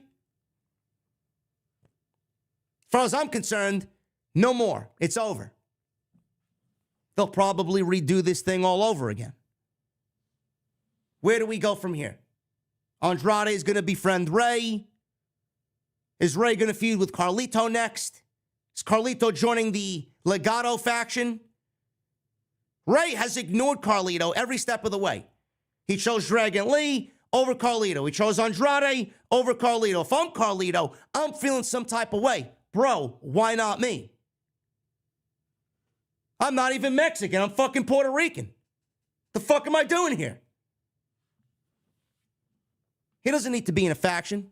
They only put him there to stereotype him, and they had no creative plans for him. So that's why they put him in the LWO. Oh, but he helped Bad Bunny. It's great. He helped Bad Bunny last year. Fantastic. That doesn't mean he joins the LWO. Match was best served on SmackDown. Had no business being on a WrestleMania card, though I'm happy for Andrade getting a WrestleMania match. I'm happy for Santos getting a WrestleMania match. Rey and Dominic, we saw that last year. Old news. I'm done. Moving on. We got another couple of super chats here.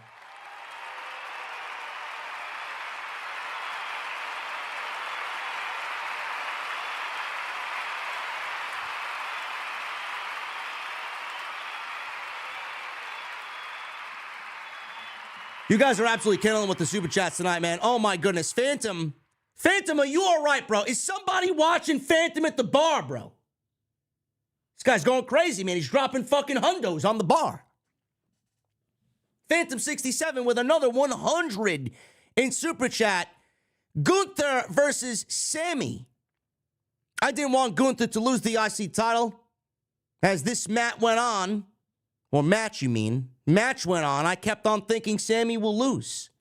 Then Gunther got cocky and was losing focus. I thought, fuck. It reminded me of the Rocky story. Yo, Adrian. Phantom, thank you for your generosity. David Thiering with a $100 super chat.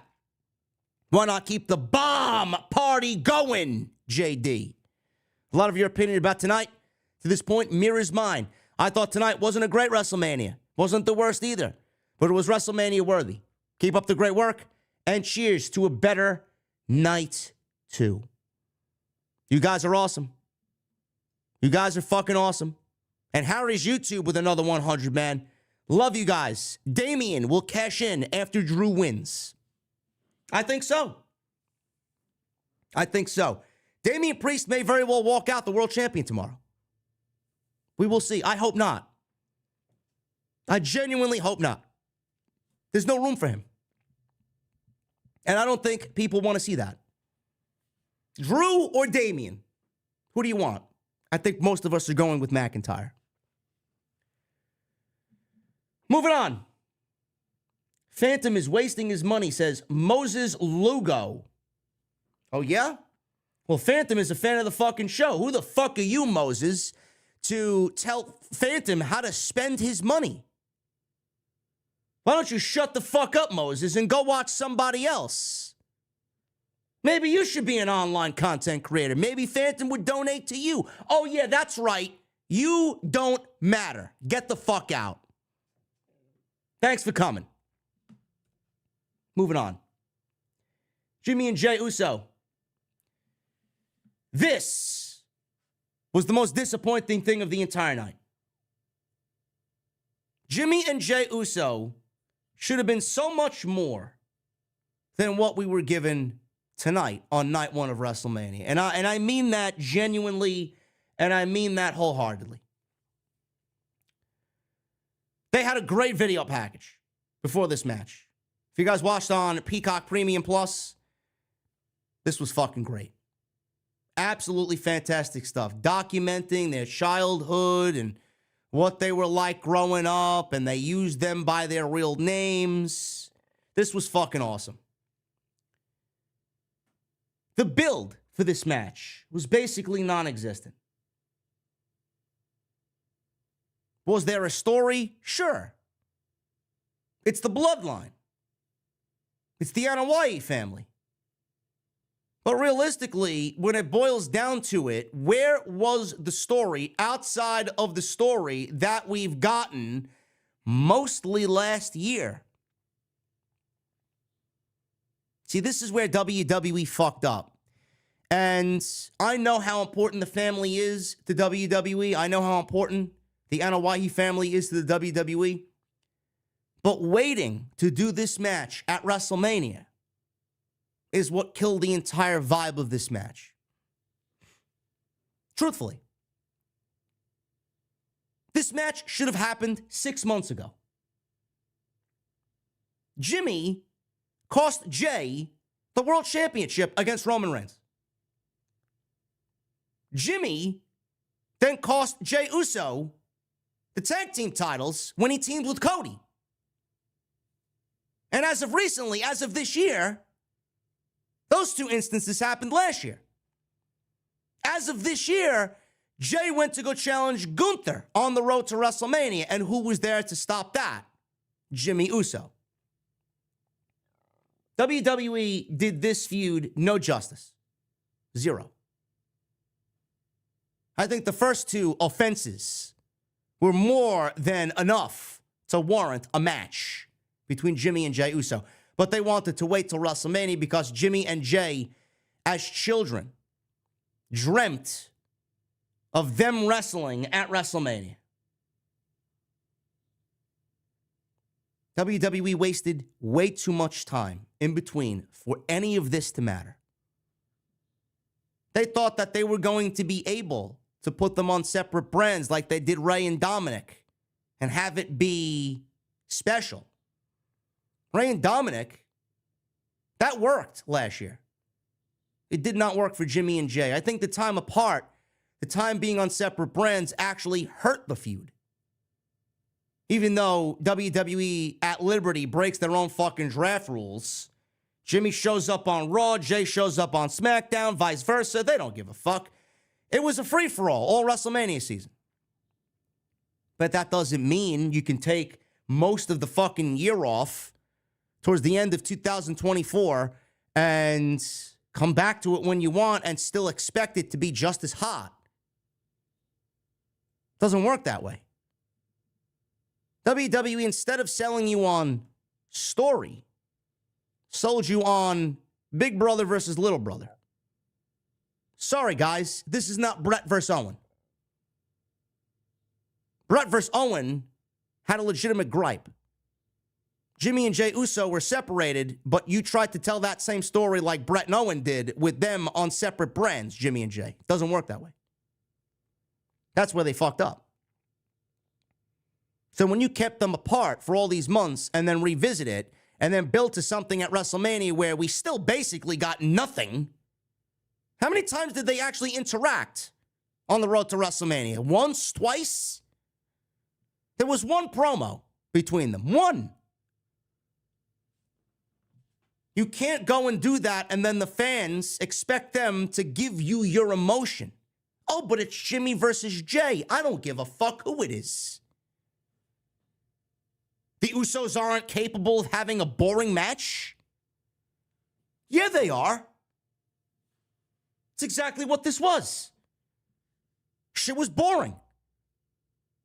It lacked story. It lacked emotion. It was boring. Crowd thought it was boring. They didn't give a fuck about it. All they love is doing this with Jey Uso. That's all they give a fuck about. And here's another wrinkle to the fucking reason why. Jimmy is not a good singles wrestler. He's not. Jey makes it work. Jimmy does not. Jimmy does not embody a singles wrestler. Jimmy doesn't come off as a singles wrestler. Jimmy doesn't even have singles wrestler entrance music. He doesn't have an entrance worthy of a singles wrestler. It's boring. Plus, you got him in the bloodline for months. After you split him with Jey, Jey goes on and becomes a fucking main event guy, And Jimmy takes L after L after L after L. Oh, but he's standing next to Roman Reigns in the Bloodline. Loss after loss after loss after loss. Yeah, that's a great way to keep him strong going into a match against his brother. Sorry, guys, it doesn't work that way. WWE did all of what they needed to do wrong. Lil Wayne. He brought Jey to the ring. Samantha Irvin announced Lil Wayne as the greatest rapper of all time. I'm going to stay out of that discussion.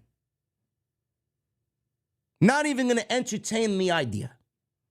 I'll let you guys comment on that in the chat. I don't listen to it. I don't listen to Lil Wayne. Not my cup of coffee. I'll stick to my hard rock and heavy metal, man. That's me. Typical generic white boy music. Jesse, though, he did not like that comment. Jesse was very vocal about Lil Wayne not being the greatest rapper of all time. I don't know. You know, back in my day, Eminem was being thrown around as the greatest rapper of all time. Potentially. I don't know. I guess it's a subjective joke. I did see a lot of people say he's top 5, though. I did see a lot of people saying, well, he was the GOAT at one point. It's all right. At one point, Metallica was the GOAT in my genre. Not anymore. They got old. It's okay. You could be a GOAT at one point and then fall off. It's fine. Depends on how influential you are. It depends on how impactful your music is. I don't know, man. I'm more of an old school guy. I appreciate the old school Snoop and Dre. Those are like the mad scientists, right? That's my go-to there. Not the fact that I listen to the music, but I know how influential they were to everybody that followed. Seriously. This new age shit, you know, I don't really follow. Even with my music, man, the new age stuff, it's just recycled garbage. A lot of these bands nowadays, it's just recycled garbage over and over again. You heard it once, you hear it from everybody else. It's tough to find new music, man. I get it. It's tough to find good new music. I find myself listening to the oldies most of the time. But I'll let you guys argue about that in the chat. Not my lane to be fucking drifted into, man. Seriously. But they did say Lil Wayne was the greatest rapper of all time. I'm sure that sparked online debate, and it remained friendly throughout the evening. So Jey interrupted Jimmy's entrance with a dive. You know, Jey's entrance, I thought was going to be a little bit more epic at WrestleMania. I didn't really, I felt it more epic on a random episode of Raw in Brooklyn or in Chicago. The entrance in Philadelphia didn't even come off as anything. It was there. Maybe you guys really didn't give a shit. I don't know. A lot of people were waving their arms in the air, though. Jimmy interrupted Jey's entrance with a dive. The match started once they hit the ring. Bell rings. Ding, ding, ding. Jimmy took control after a Samoan drop. That looked a little rough, meaning not well executed. Jimmy repeatedly hit super kicks, and the crowd chanted, "Jimmy sucks." Jimmy mocked Jey's pose, went for a splash. Jey dodged, hit another super kick. They traded right hands, which led to chants of yeet and no. Yeet, no. That was the coolest part of the entire match. Going blow for blow in the middle of the ring, and they were chanting yeet, no, yeet, no. It's pretty cool. They exchanged super kicks again. And Jey got the better of the exchange. Jey hit multiple super kicks and then hit a leaping super kick. Man, oh man, you wonder why I didn't like this match. Who booked this match? Matt and Nick Jackson? Who produced? The Young Bucks? Jey went for one more super kick, but Jimmy held his hand up, asking for forgiveness. I'm sorry. Whoever fucking produced this shit should be sorry. Jey held up as Jimmy says he was sorry for everything. The crowd was relatively quiet here. They didn't really know what to do because everybody loves the Usos. Do I want to see Jey back with Jimmy? Do I trust Jimmy? So clearly it was all a setup, and he gave his brother a low blow. So goodbye. Jey helped Jimmy to his feet. Crowd booed. Jimmy super kicked him. Not a low blow, a super kick. I was thinking a low blow because that's what a heel normally would do. No, he got up and gave him a super kick. Hit the Uso splash for a near fall. Jey came back with the spear and the Uso splash. 1, 2, 3. And Jey wins the match. So basically what we got was yeet, no yeet. Super kick, super kick, super kick. Leaping super kick. Begging for forgiveness, super kick. Spear, Uso splash. Lil Wayne, 1, 2, 3. WrestleMania, huh? I'm glad that they're happy. I hope that they're happy. This shit was the utter drizzling shits. Garbage. Was this WrestleMania worthy? Absolutely. Fuck no. It wasn't WrestleMania worthy. You would think, it being the Usos. Somewhere Bret Hart is laughing watching WrestleMania. Ha ha ha. I still own the best brother versus brother match in WrestleMania history. Bret and Owens' fucking ghostly spirit, God rest that man's soul, had absolutely nothing to worry about on April 6th. Maybe Jimmy and Jey Uso should have went back and watched tape of Bret and Owen to see what a real brother versus brother match should be at WrestleMania. How could you tell the proper story when both guys have barely interacted with each other? It's basically WWE hoping on a wing and a prayer. Fans will love it because it's the Bloodline. Fans will love it because they're yeet or no yeet. Story is king. Whether you want to admit it or not, keeping these guys separated means that there's no story. Interference means that there's no story. There was barely any dialogue. I hope we never get to see it again. The latest weather update. Taker vs. Kane was not brother versus brother. They weren't real blood brothers.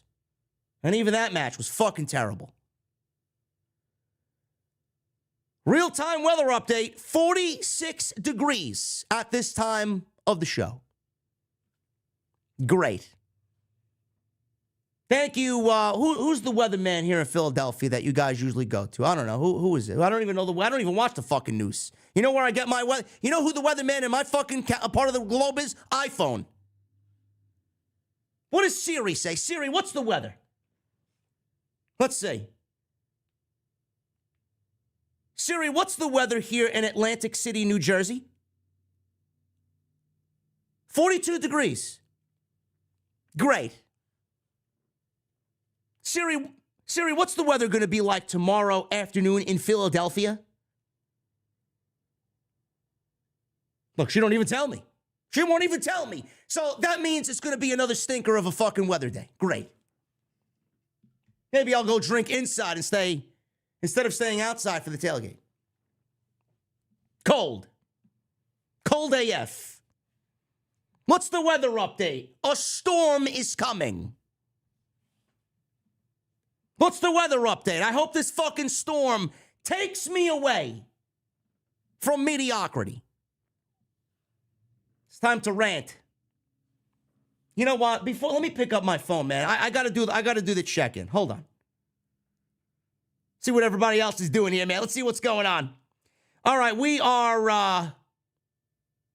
doing good. We're doing good, man. We got 6,500 people. I don't even think anybody else is live right now. Fightful just ended. Fightful went an hour and a half. Oh, man. Such an impersonable fucking show, huh? Stephen Larson had done after an hour. Yeah.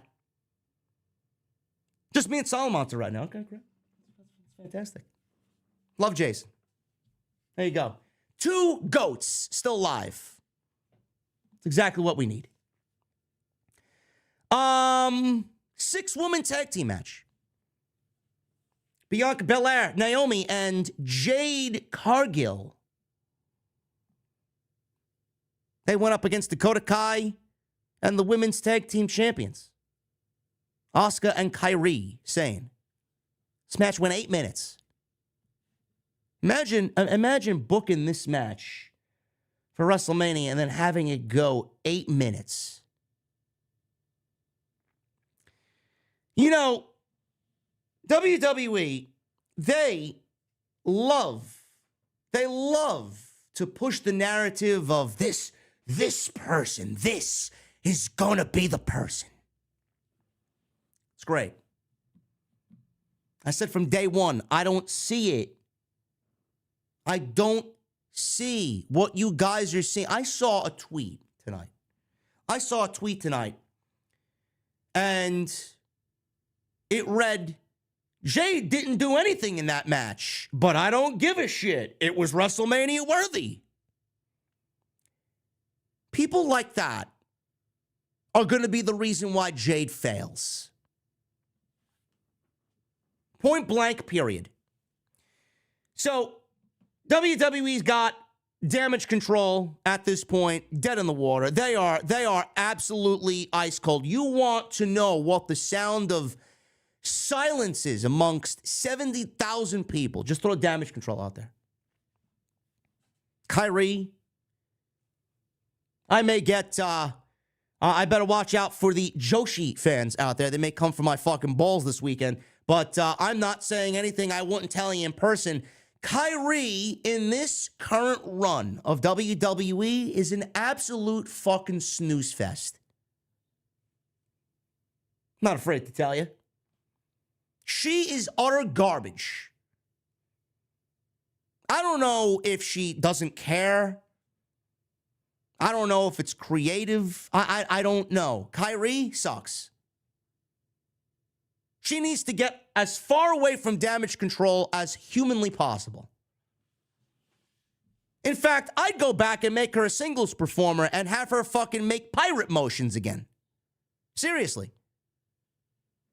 As a heel. Asuka's settled into mediocrity. Asuka knows she's never going to be the fucking bride at the wedding. She's always going to be a bridesmaid. It's okay. They have not done anything with her. I don't know what it is with Kairi. Somebody said her moveset is weak. Probably. Kairi's moveset is weak. It's not impactful. Dakota, I'm a fan of Dakota. I think Dakota could be a good heel. She may need a new fucking Damage CTRL. But I don't know what they end up doing with Dakota, really. Maybe that's who Rhea Ripley needs to fucking feud with. New group of girls led by Dakota relive their rivalry from NXT Black and Gold. There's nothing there. So they got a basic entrance. They had a bunch of women out there. They spun some sort of object. There was like some Japanese influence in her entrance. I don't know what they did. I mean, there were women out there wearing robes. They introduced Damage CTRL. Nothing really over the top. Then out come Bianca, Naomi, and Jade. They're standing on this fucking platform thinking that they're glorious like Bobby Roode. It descends from the sky and then lands on the stage, and they're all on this thing posing like they're in some fucking Marvel movie. Jade standing there doing her fucking pose like she's a praying mantis. Naomi's there. I don't know, she's just standing there in the middle between Bianca and Jade. And then Bianca's twirling her hair. It reminded me of a character selection screen when you're playing a fucking fighting game. Who are you going to choose? The praying mantis? The character in the middle that doesn't really do much of a pose? Or Bianca Belair spinning the braid? Which one? Now I get it. 3 powerful black women. Look great. They look fantastic. They look like $1 billion. I get it. But let's be honest. Does this do anything for anybody outside of the color of their skin? Huh? Bianca is probably going to end up carrying Jade to a point where it ends up bringing her down.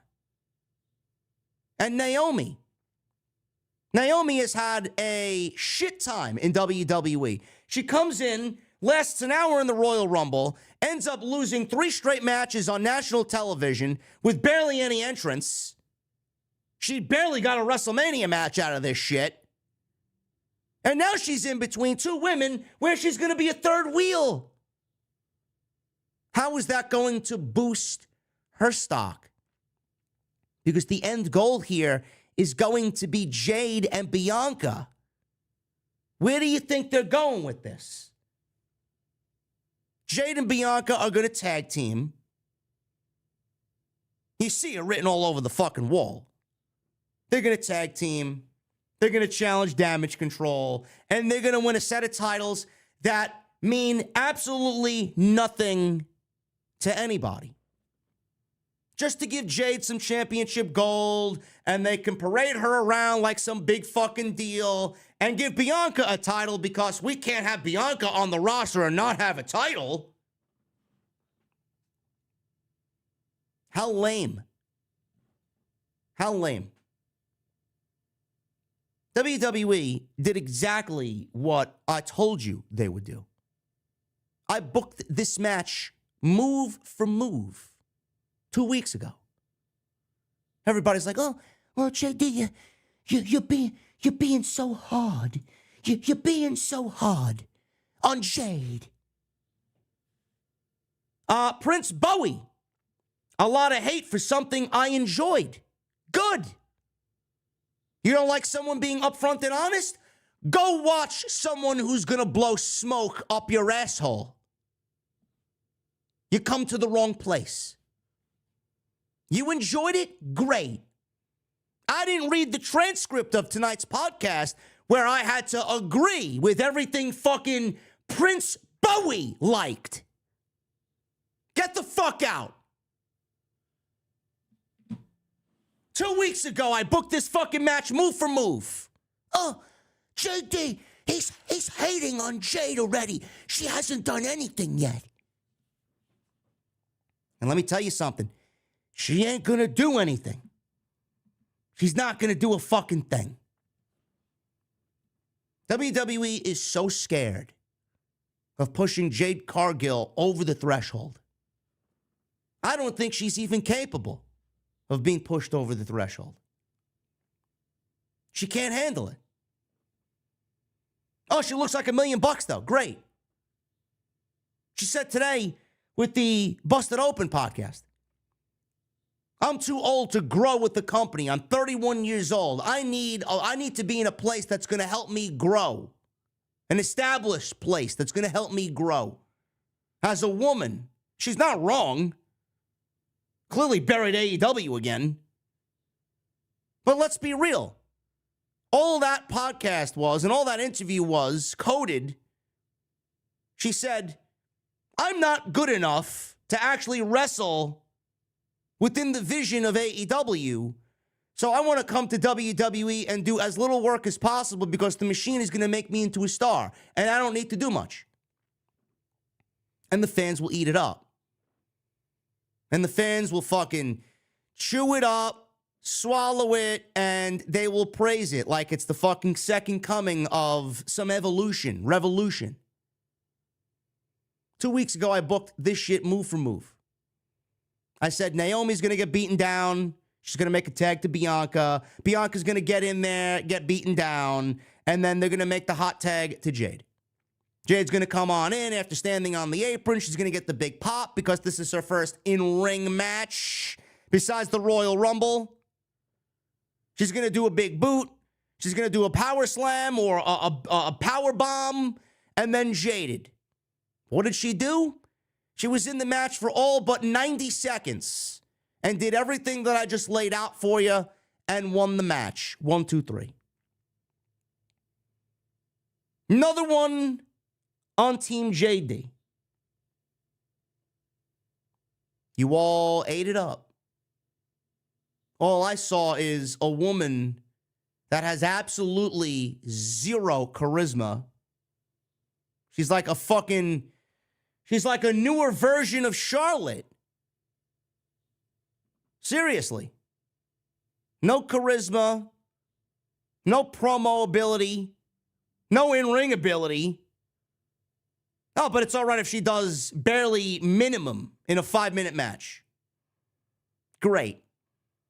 How long are we going to keep her concealed under the Bianca Belair learning tree? She's going to have to come out and get some sunshine eventually, and when she does, it's going to really be a storm is coming. Seriously. There's not going to be enough fucking cover from how bad that storm's going to be. No, but you're not ready for that conversation yet. You're not ready to hear that yet. You're all fucking blowing smoke up her ass, and she thinks she's the second coming of fucking Sasha Banks. Nah. Absolutely not. Again, just like the LWO versus Legado match, this match barely should have even made it to SmackDown. Damage Control's dead. Jade Cargill already overexposed as knowing nothing, or very little at best.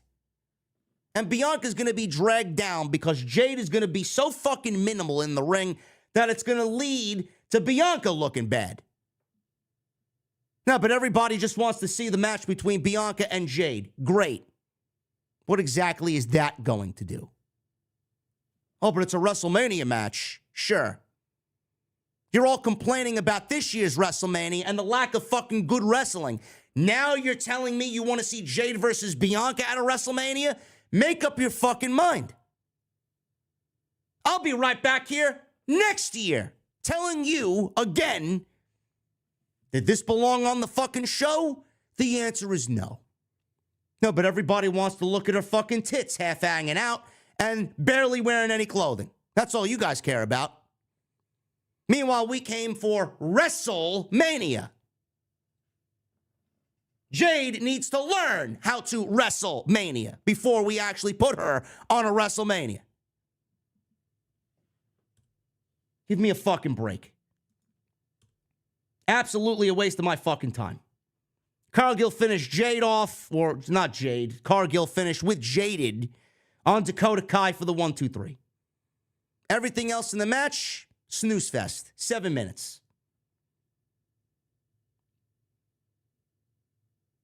Sami Zayn.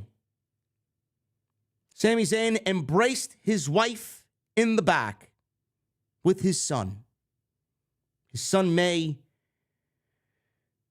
You know, I wasn't really expecting Sami Zayn to include his family tonight. I thought we may get a vision or a glimpse of his wife sitting front row. Soon as I saw his son, his son spoke. Said he wants to go watch daddy go wrestle. Or whatever he said. I want to go out there and watch. And then Sammy's telling him, no, you got to stay back here. Mommy's going to go outside. Mommy's going to sit. You're going to stay back here.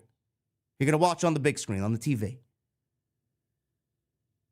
Zayn asked his wife to keep their son in the back because he didn't want him to be watching this just in case Gunther pulls any stunts. Kisses his wife, kisses his son. We got that emotion already. We got that emotion coming in. Sammy's doubting himself. Sammy's chaining with Chad Gable. Chad Gable's pushing him to really understand how Gunther works. Zayn walks through Gorilla. He was met by Kevin Owens right outside the gorilla position. Owens shoved him, gave him a big hug, told him, yelled at him, go do this. I could see where they're going with this. This was excellent stuff. Sami Zayn makes his entrance. He's out there. Very simple. Crowd loves Sami. Gunther makes his entrance. And Gunther's entrance in the night with the music and the embodiment that what Gunther is, walking down the aisle, ominous, strong, powerful, villainous. Great. Love Gunther. Sami Zayn, early on, tried to avoid some chops, hit some chops of his own, started to use one of Gunther's strongest assets against him. Gunther caught him with the German suplex, though, off of a couple of chops. We got some dueling chants beginning in the crowd. They were actually, let's go Sami, let's go Gunther chants. Believe it or not. Love to hear it, because Gunther doesn't get the credit that he deserves from the fan base. A lot of people think he's boring. He's finally starting to wake up on how good Gunther really is. So, we got some dueling chants. Gunther hit Zayn with some uppercuts. They exchanged chops. Zayn dropped Gunther with a clothesline. Gunther hit chops, but Zayn came back with a consecutive half-and-half suplex. Back to back. Gunther turned him inside out with a clothesline. Goes for a cover, gets a 2 count. Zayn smacked Gunther and hit a tornado DDT. Zayn, he went for the haluva kick, but Gunther applied the sleeper. Zayn slipped out, started clubbing Gunther with some big blows. Gunther blocked a Blue Thunder Bomb and applied a sleeper hold. Zayn fought to his feet with Gunther on his back. He tried to get to the rope break, but Gunther nailed a German suplex. Always one step ahead. Gunther is boring in the chat. Great. Trebacon. Maybe you should go watch real professional wrestling. Honestly. If you don't think Gunther is real professional wrestling, I don't know what the fuck you're doing. Ridiculous. Gunther is your next world champion.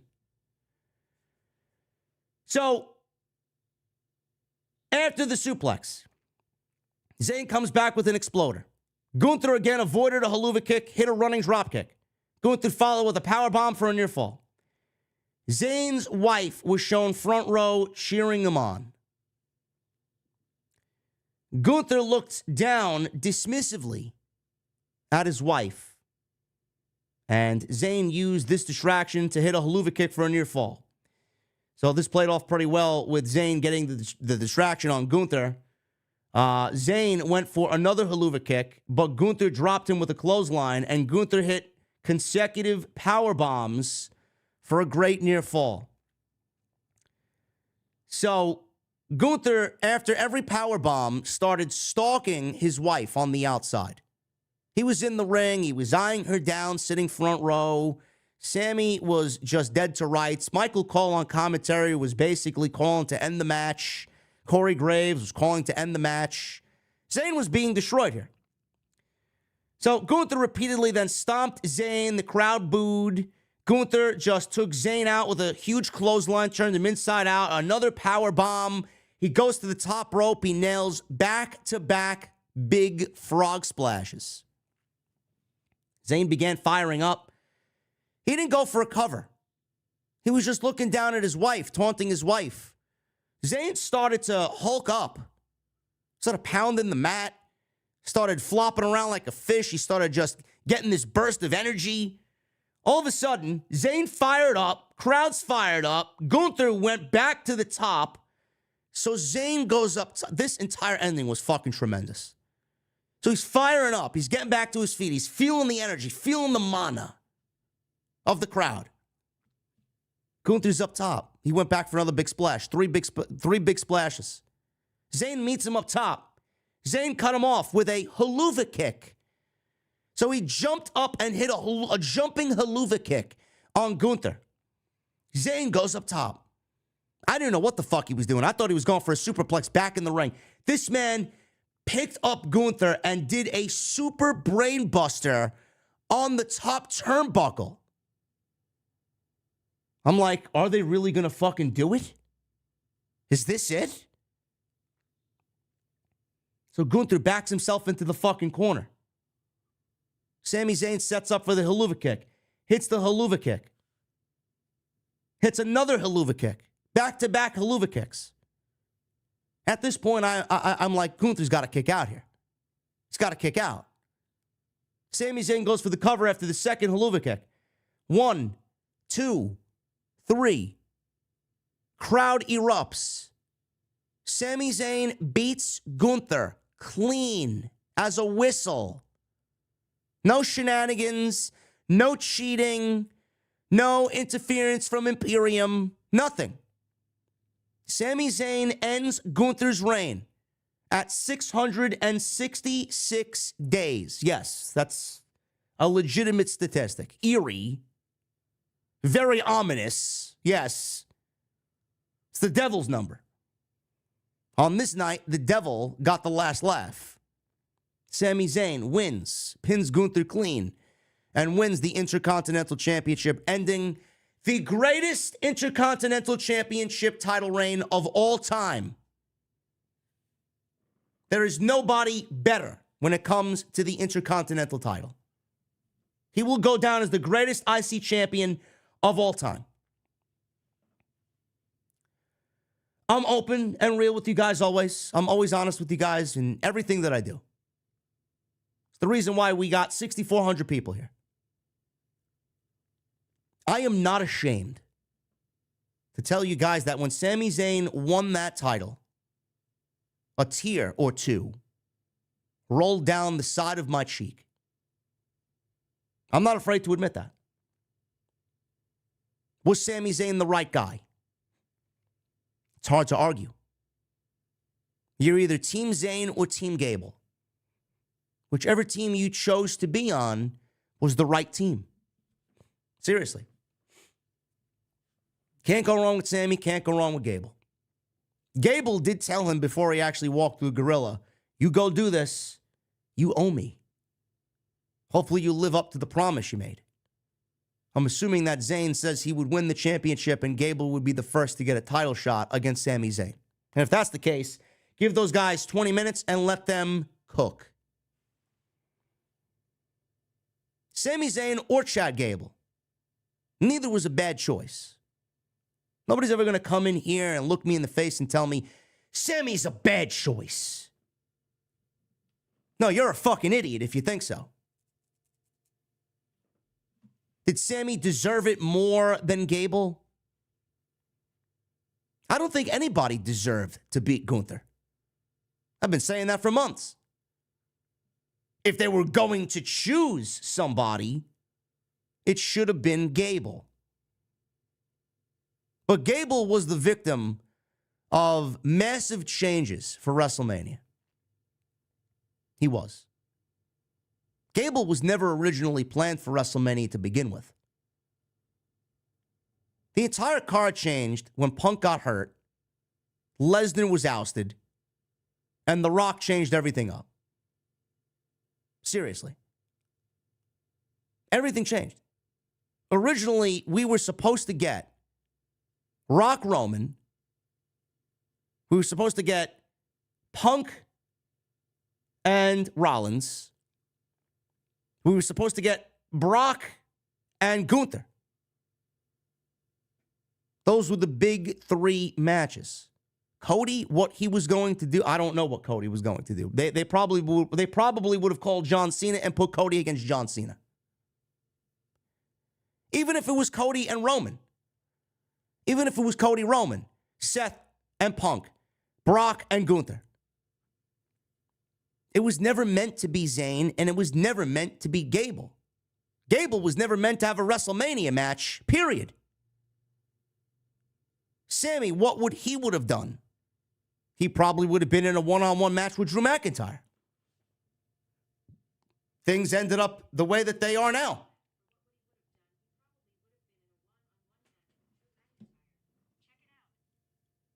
Siri just went on by itself.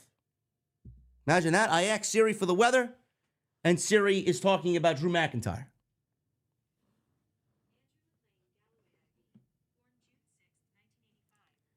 Excuse me. Andrew McLean Galloway she's talking about. Shut the fuck up. My Siri is going off in the middle of my stream. Ridiculous. Fucking phone has a mind of its own. Sami was probably slated and slotted to wrestle Drew McIntyre. Again, neither was a bad choice here. But I can't sit here and shit on Sami Zayn for winning the IC championship because Sami Zayn is the prototypical straight-faced, fucking blue-collar babyface that everybody loves.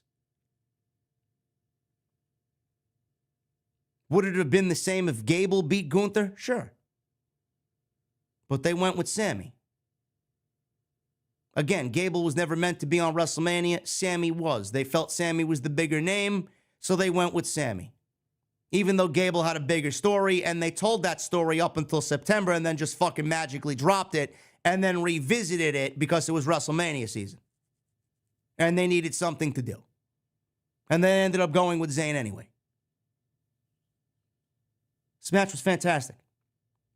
It's by far and away the best match of the entire night. This was better than the main event. In my opinion. If you're looking for more star-studded affairs, the main event is right up your alley. My jam was Gunther and Sami Zayn. That was my favorite match of the night. Where does Sami go from here? Probably going to defend that title against Gable. Where does Gunther go from here? Gunther, I didn't really expect him to lose. Now we start talking about Gunther moving up to the main event scene. How does he get there? I don't know.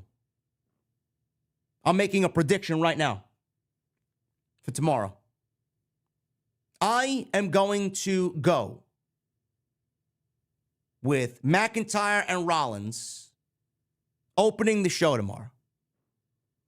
I think we get McIntyre beating Rollins for the World Heavyweight Championship, only to then be cashed in on by Damian Priest. I think Damian Priest walks out tomorrow as the new World Heavyweight Champion. I think that new World Heavyweight Champion in Damian Priest holds it for a little bit, but I think Gunther ends up challenging Damian Priest, and I think Gunther takes it off Damian Priest. Rollins, don't know where he goes from there. None of my concern, really. He did a great job with the championship. I think this opens up McIntyre and Punk to feud because necessarily that doesn't need the championship. It doesn't. Or McIntyre can just win the championship and he can be the champion and we'll just wait for Gunther to be the world champion closer to Bash in Berlin. Either option. But I am predicting Damian Priest to walk out tomorrow as the new World Heavyweight Champion. I am. It's either now, shit, or get off the pot. The longer he holds that, the more worthless the briefcase becomes. But Gunther right now, upon this loss, will move up into the main event scene. He could very well win Money in the Bank. This was another thing I talked about. Gunther winning Money in the Bank, cashing in that Money in the Bank honorably, because he's not a heel that does bullshit. Honorably, cashing in a Bash in Berlin, set up a match, boom, he wins the world title. Against whomever that may be. But this match was fantastic. Story of Sami Zayn, the way that they told it, the little thing that they did in the back with his wife and his son, with Kevin Owens, with Gable. It all built to the emotion of him winning and people becoming emotional over it. I shed a couple of tears. I didn't really want to. Because I didn't want Gunther to lose. Deep down, I didn't want Gunther to lose. But I have no problem with Gunther putting anybody over. That's the right thing to do. I was selfish. I was a selfish fan. I'm sitting here week after week. Well, if Gunther loses, great, but I don't really want him to lose. If I got the pen, I'm not booking him to lose. At one point, I booked him to win the World Championship at WrestleMania and be the Intercontinental title at the same time and just drop the IC Championship to hold a tournament. My gripe was, well, we can't beat him. Keep him undefeated. Him losing tonight does zero. Nothing. It's almost as if it didn't happen. Because we know exactly where he's going to end up. We'll be right back in this same boat next year. Excellent match. Nick Aldis and Adam Pearce. They announced, middle of the ring, the attendance for WrestleMania Night 1 was 72,543 people. WWE still using inflated numbers, I see. Great. I thought that died along with Vince McMahon. Clearly not. George Kittle, Vanessa Hudgens, Wale, and Drewski were shown at ringside. Jordan Burroughs was shown earlier in the broadcast. Some of the celebrities that were sitting ringside at WrestleMania. Main event time. We got a long video package for the main event. Excellent stuff. Don't need to bore you with the details. The ring entrances for all four men were of epic proportions. Seth Rollins being the worst of the four. Cody Rhodes made his entrance first. He got the long-winded intro or entrance. People love singing along. He looks serious tonight. Seth Rollins made his entrance. I don't know what the fuck he was wearing. It looked like he had this huge blue flower. It almost looked like it came out of the fucking Mushroom Kingdom. I don't know what he was wearing. Seriously. Somebody's got to stop him from raiding his wife's clothing. Ridiculous. Comes out, people singing his song, he's dancing about. Glad he's healthy. The Rock's intro, The Rock's entrance, was everything you wanted out of a WrestleMania entrance. I'm sure WWE loved the way the aesthetics look in the nighttime, especially with the open-air stadium. There was this video game-esque intro for The Rock. We had this like 8-bit looking Brahma bull on the big screen on the stage. And then it was almost like he was leveling up. There was numbers being shown on the screen, video game numbers, leveling up to the final boss. And he comes on out. We get this lightning, the whole lightning deal going on. And it's nice. We got the lightning protruding on the big screen. We got the XL for WrestleMania 40 standing up on the stage. And you see the lightning kind of shooting in between the X and the L on the stage. Everything is just so beautifully fucking well lit. Epic feeling in the arena. And then The Rock comes out. And he's standing in a Brahma bull that is engulfed in flames on the stage. And he's standing in the center of it. And over his shoulder is the People's Championship, which is gorgeous, by the way. Of course, he's got to come out with a championship. He's the fucking final boss. Can't be the only one in the bloodline not wearing a fucking title, right? If he's the final boss, he's got to have a title. The tribal chief can't have the title. He's the final boss. He's above the tribal chief. So he's standing in this Brahma bull fire. He walks out of the fire with the championship over his shoulder. He's got this beautiful vest on. He's got track pants on. People are murmuring online already. Is he going to wrestle in the track pants? Is he going to wrestle like Roman does with pants on? Let's wait till he gets to the fucking ring. Everybody's already making assumptions on how he's going to wrestle. Then we get Roman's entrance. And Roman takes about 8 minutes on a normal night. So it's about 12 minutes. We got 25 minutes of entrances for the main event. They really wanted to make this feel like a huge blockbuster summer extravaganza. That's what they did. It's WrestleMania. They wanted to go all out. I don't blame them. But I started to fall asleep around fucking Roman's entrance. I'm like, Jesus fucking Christ, man. I don't believe I got to watch this shit. And then I got to be on here for another fucking 3 hours to talk about this shit with all you guys. Everybody's finally in the ring. Crowd, legit, the first 4 or 5 rows, hard cam, they're all standing up. Everybody couldn't wait for this. This is what people came for. This is what people paid to be here for. The Rock. Rock takes off his vest. He takes off his pants. The Rock looks to be in absolutely the best shape of his fucking life. I mean, this guy looked chiseled from fucking granite. He looked incredible. Now, he was training. Apparently, he had brought a ring. He had a ring brought to his home in Hawaii. And some NXT talent trained him while he was in Hawaii. And those NXT talents were Gallus. So we got the Coffey brothers and Wolfgang training The Rock for WrestleMania. How fucking great is that? Now, that's not out of the ordinary. I mean, Cody, when he came back from rehabilitation and they needed to get him reps in the ring, they brought him down to the Performance Center, and Carmelo Hayes, was his partner in getting him back into ring shape. It happens. Imagine that. Rock working with Gallus. Look, fucking unbelievable. Now, Rock obviously didn't start the match. Roman started the match with Seth. Let's get the Shield bullshit out of the way. But when Rock got in there, I was scared that Rock was going to maybe pull a ligament or pull a muscle, get injured. I don't know how extensive his training was. Last time we saw him in the ring was 60 seconds. I don't really count that.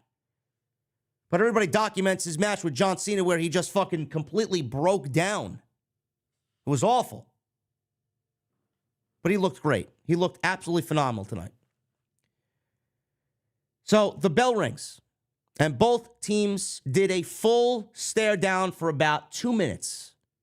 Just feeling the energy of the crowd. Rollins and Reigns started, like I said, they started off with the two former Shield guys. Story was that Reigns was still upset about Seth turning on him. Reigns is still upset about him coming close to beating him at the Royal Rumble a few years back. Reigns is still upset about a lot of things in regards to Seth Rollins. He's upset that he caused the heist of the century when he cashed in on Roman and Brock to win the World Championship. Michael Cole said that Roman didn't forget none of those things, and he's very angry still about it. So they had a brief exchange. Rhodes tagged in. Nothing happened really with Rollins and Reigns yet.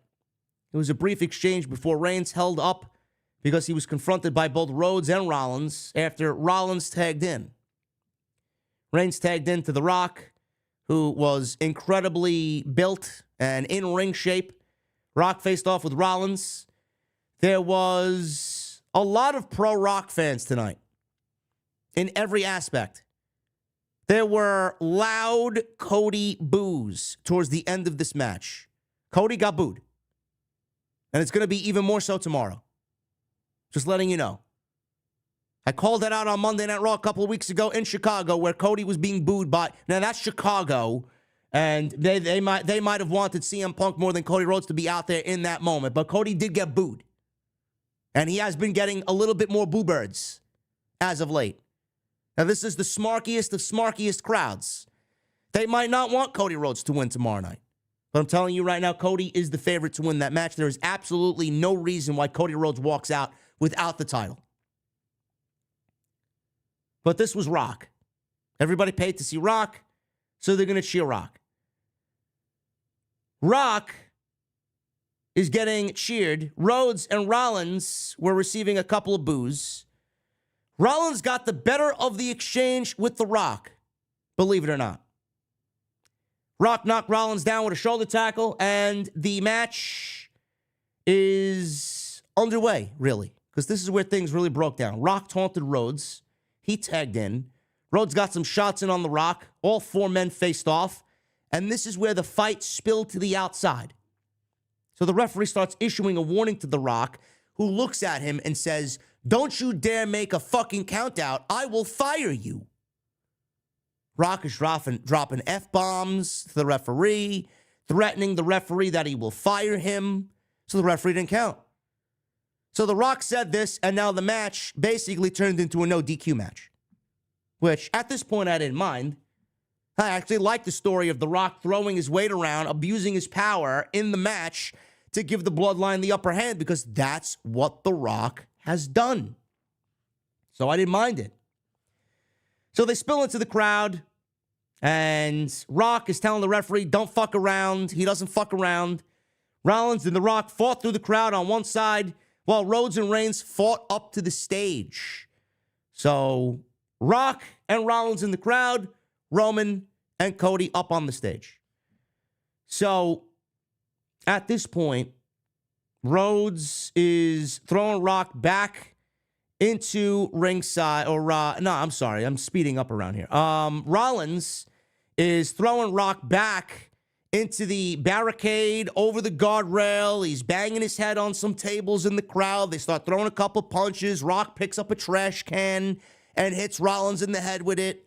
Takes a bottle of water from somebody, starts chugging the bottle of water, douses himself with the water. So at this point, they work their way back to the ring. And The Rock finds himself in front of Cody's mom. Rock is faking an injury in the ring. Referee checked on him. Reigns chop blocked Rollins. Rock then drove Rollins' leg into the ring post. Rock and Reigns worked over Rollins' leg, and Cole said that there was nothing Cody Rhodes could do about it. What's he going to do? The Rock already threatened the referee to terminate him. So the referee, what is he going to do? Go against The Rock? No, Cody, there's nothing he can do about the dominating fashion that The Rock now has over the referees, hanging this fucking fruit over the referee. You make a fucking mistake, you're gone. Rock threatening to fire officials here rendered Cody useless. So they worked Rollins over, and it looked like it felt like forever. Rock punched him right in the balls in front of the referee. They said the ref apologized to Rhodes because there's nothing he can do about it. So Rock put Rollins in a beautiful-looking sharpshooter. Felt like I was watching Rock back in the Attitude Era, man. He still got the same form for the sharpshooter and everything. Looked great. So Rhodes walks on into the ring and fucking slaps The Rock right across the face in the sharpshooter. Rhodes is angry at this point. Rollins gave The Rock a curb stomp after Cody slapped him. Rhodes and Reigns tagged in. Rhodes hit some strikes, a power slam, a disaster kick, and a Cody cutter. Big-time offense here on Roman Reigns. Rhodes went for another disaster kick, but Reigns caught him with a beautiful Superman punch midair. Goes for cover, gets a 2 count. Reigns went for a spear, but Rhodes countered into the sunset flip cradle for 2. Rhodes then hit a Cody cutter. Rollins tagged himself in, hit a frog splash for 2. Reigns countered a Rollins curb stomp attempt into a powerbomb, but Rollins blocked the spear. Rhodes tagged in. He and Rollins each hit super kicks. Rollins hit a curb stomp and Rhodes hit a crossroads, but Rock pulled the referee out of the ring. What are you going to do? Can't do nothing. Rock then threw Rollins into the barricade. Reigns gave Rhodes a low blow. Reigns speared Rhodes, but Rhodes kicked out at 2. Reigns put Rhodes in the guillotine. Rock held Rhodes down as Reigns cinched it in. So basically, Rock was on the outside holding Rhodes' feet, Cody's feet, from reaching the bottom rope. So it was not a good night for Cody Rhodes. So after that, he's still in the guillotine. Reigns cinched it in. Rock tagged himself in after Rollins hit Reigns with a stomp to break the hold. So we're nearing the 35-minute mark here. He grabbed his weight belt and taunted Cody's mother with it. She was yelling some expletives at The Rock, saying something, this is bullshit. Something at The Rock. I didn't know what she said, but all I heard was bullshit. Rhodes hit jabs, hits the bionic elbow to Rock, but Rock came back with a beautiful-looking spinebuster. Rock went for the people's elbow, but Rhodes dropped him with a Cody cutter. Rock sold the Cody cutter. Rock was flopping around, bouncing around in there, selling for Cody. Rhodes set up for the crossroads, but Reigns saved Rock and hit a Superman punch. Reigns went for a spear on Rhodes, but Rollins pushed him out of the way, and Reigns speared The Rock. I'm like, oh no. They're not going to tease dissension within the bloodline between Rock and Roman now. So Rhodes and Rollins after this each hit pedigrees. Rock still, after all these years, cannot sell a fucking pedigree. It looks just as bad as it always did. They each kicked out at 2. Rollins wiped out Reigns with a dive, but Rock raked Rhodes in the eyes. Rock set up Rhodes for a rock bottom on the announce table. He cleared off the Spanish announce table and the American announce table. Cody Rhodes went for a reversal here. Reigns speared Rollins through the barricade. Rock was rock bottomed by Cody through the announce table. So Reigns took out Rollins through the barricade, and Rock ate a rock bottom on the announce table. So Rock was taking some big time bumps here. So after that, Reigns hit Rhodes with a drive-by dropkick. They exchanged right hands until Rhodes hit consecutive crossroads. Rhodes went for one more, and Rock, right in front of the referee, brings his weight belt in and lashes Cody so fucking hard that it echoes amongst 68,000 people. Ridiculous. Reigns then speared Rhodes. Rock then asked for Roman to tag him in. Rock hit Rhodes with the rock bottom. He did a throat slash in front of the hard camera as they focused in on him. He hit the people's elbow. 1, 2, 3. And The Rock pins Cody Rhodes in the main event of night 1 of WrestleMania, as I predicted he would. Because Rollins is not going to lose if he's got to defend his title tomorrow. Rock is certainly not taking a pinfall, and Roman ain't taking a pinfall. Cody was the odd man out. That was the right outcome. The announcers emphasized that both Rollins and Rhodes are screwed for night 2. Rhodes now has to wrestle in a Bloodline rules match. And the show went off the air with Roman and Rock standing tall on the aisleway as the camera focused in on Cody, who was giving the audience. This was literally a still shot. The same still shot that we got from WrestleMania 39. They mimicked the same still shot that ended WrestleMania 39 here for night 1.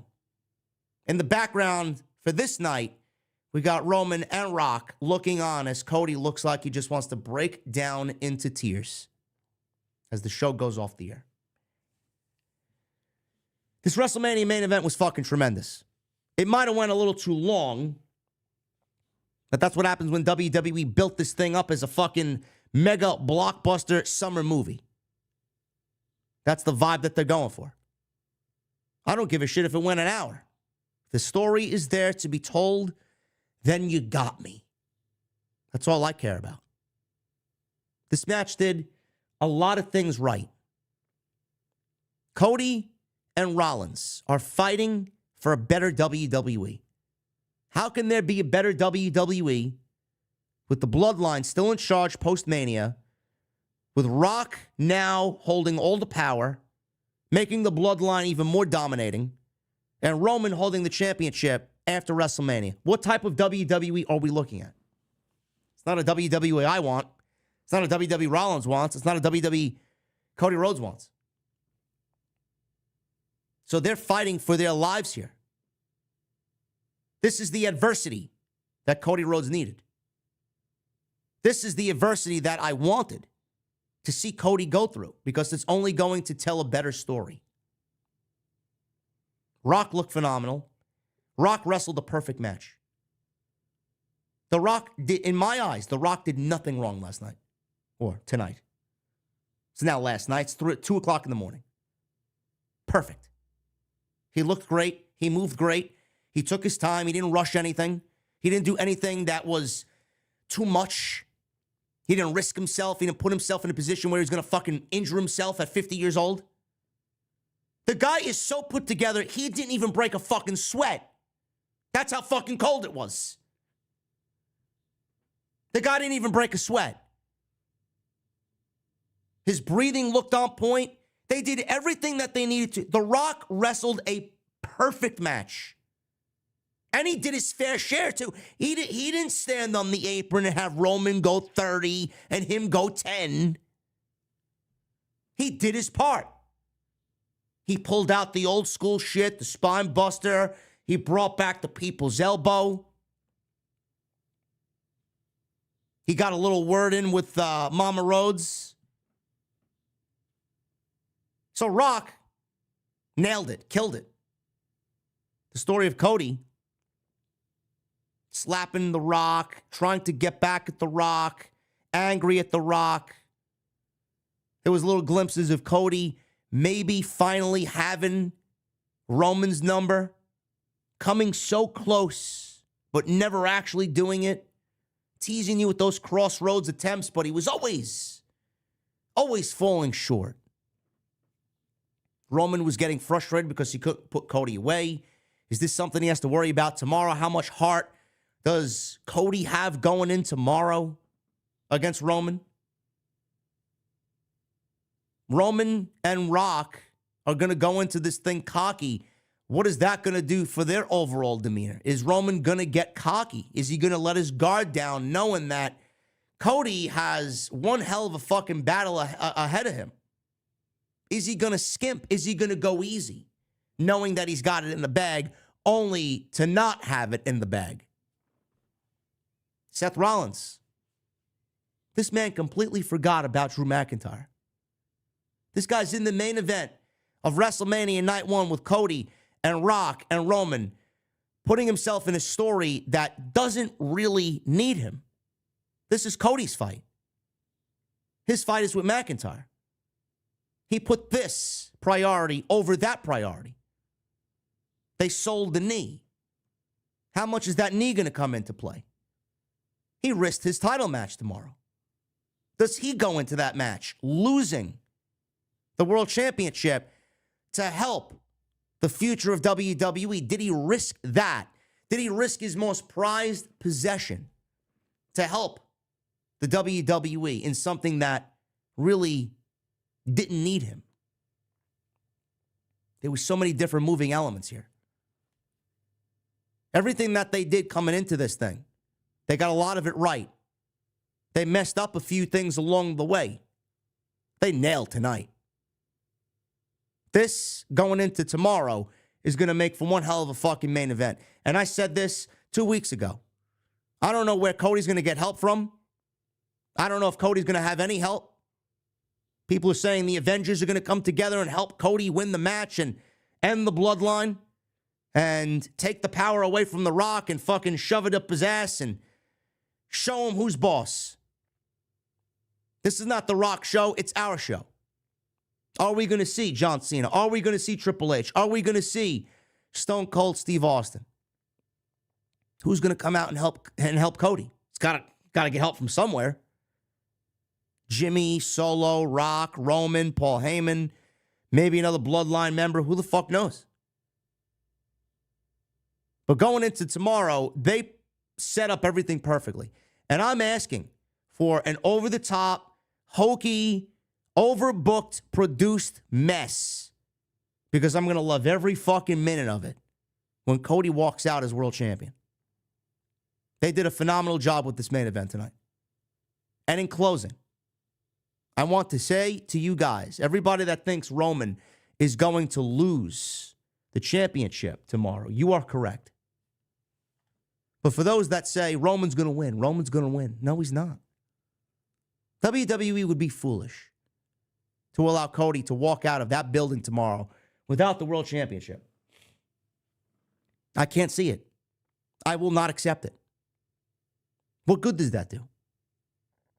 You mean to tell me everything that we've seen where WWE has castrated Cody Rhodes, making him bleed in front of the bus, in the rain, threatening his mom, the blood on my belt will be handed to your mother.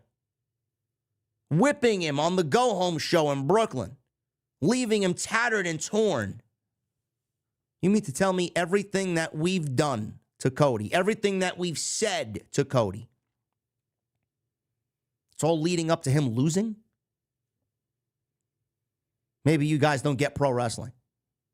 At some point, no matter how many times the villain gets the upper hand, the babyface always wins in the end. Cody is going to walk out the world champion. Everything that we've seen creatively leads to Cody winning the championship, not the other way around. It can't happen. I will not accept it.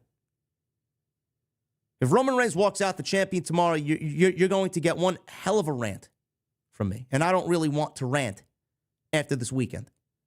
I don't. WWE's got one job to do, and that's give Cody Rhodes the world championship tomorrow, however which way they need to. I thought tonight's WrestleMania was a thumbs-up show looking at it. Talking about it tonight for 3 hours, I did not really enjoy the middle of this show. I thought it was absolutely a waste of time. I hope night 2 ends up being better. But that doesn't mean night 1 didn't have some bangers. That main event was tremendous.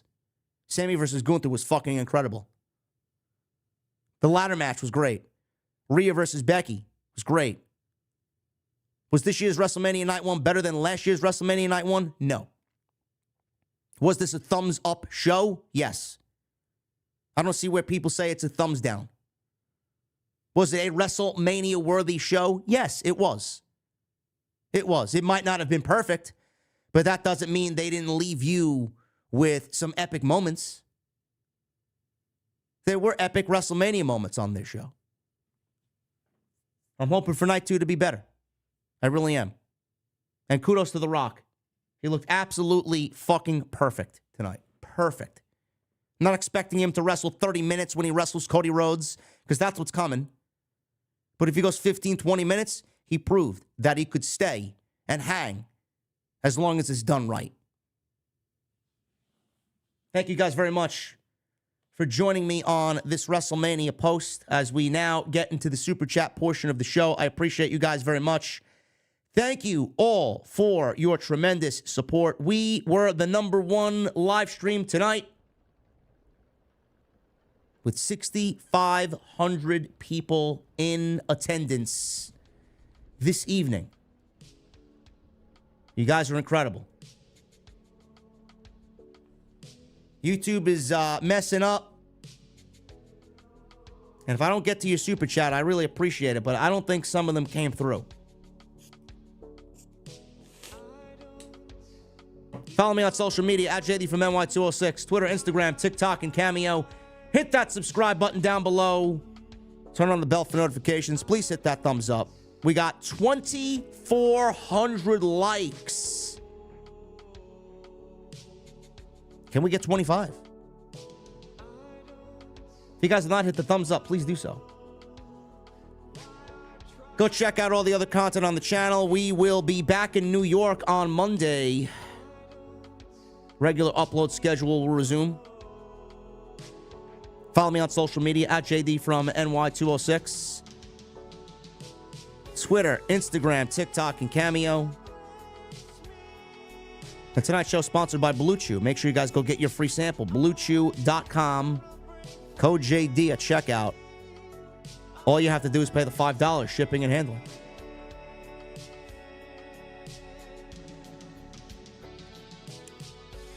Michael Krause with a $2 super chat. Oh, by the way, if you guys are still with me, I will be at Lincoln Financial Field tomorrow around 11:30 a.m. I was going to go to WrestleCon, but apparently I was told it's a waste of time. I stopped by there for about 10 minutes today, met a couple people, and then goodbye. But I'll be at Lincoln Financial Field tomorrow about 11:30 in the morning. I'm going to go straight there because the tailgate's starting at 1 o'clock. Me and Drew will be at the tailgate. We'll have a live mic. We'll talk about night 1. We'll talk about night 2. So if you guys are coming to the tailgate, I can't wait to meet you.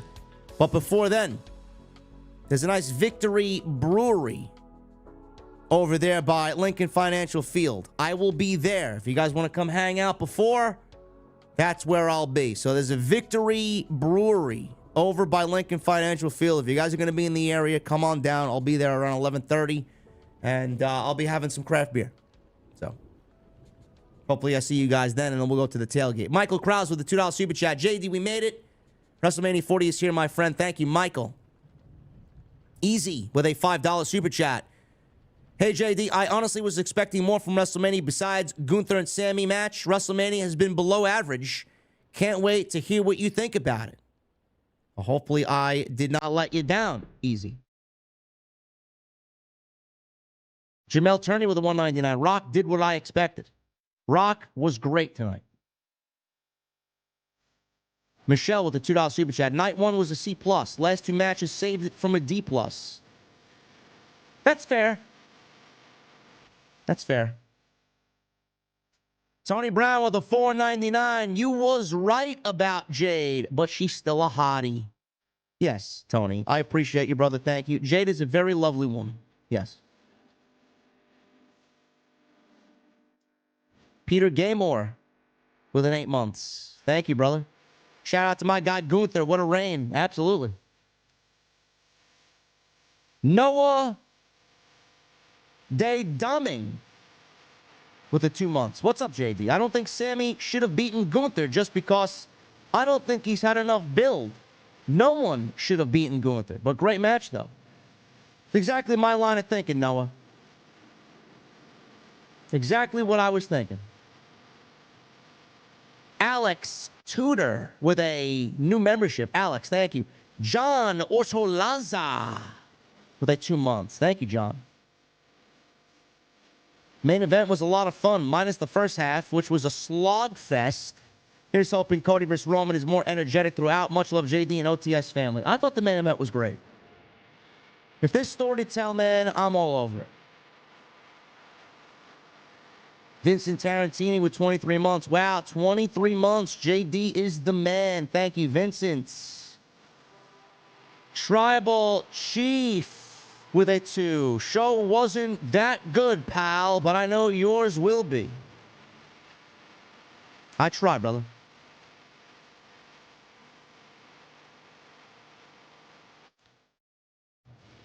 Boxhead Man with 19 months. I admit that Prime logo had me thrown off a bit. I didn't even talk about that. The Prime logo didn't really bother me at all. At least it wasn't full-blown fucking color in the middle of the ring. It was a nice black and white, which was nice. Nice and subtle. It was on the turnbuckles, too. I didn't really mind it. Do you think from the crowd reactions tonight, Triple H may swerve for Roman to retain? Didn't seem too pro-Cody. No. No, Roman is not winning.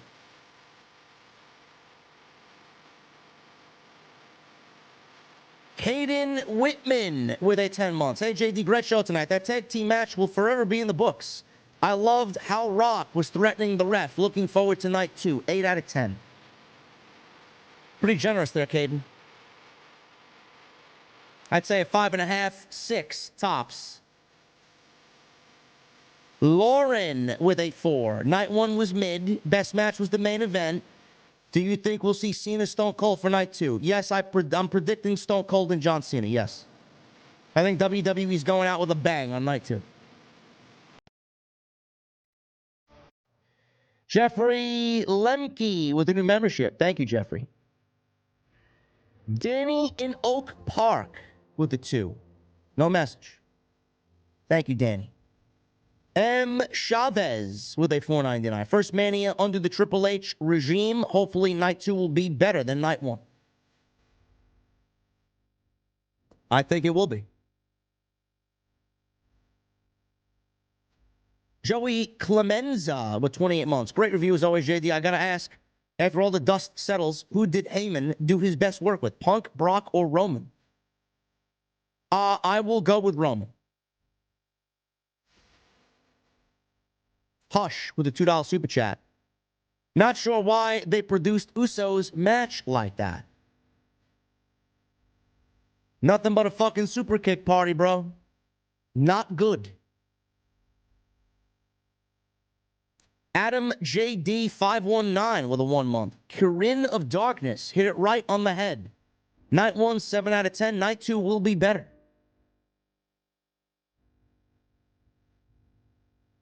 AEW is airing Punk footage?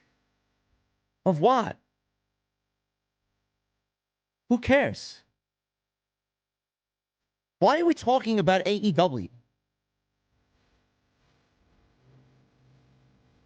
Michael Krause with a $2 super chat. Thank you, JD, for all that you're doing for us. Michael, thank you for being here, brother. The podcast doesn't exist with guys like you.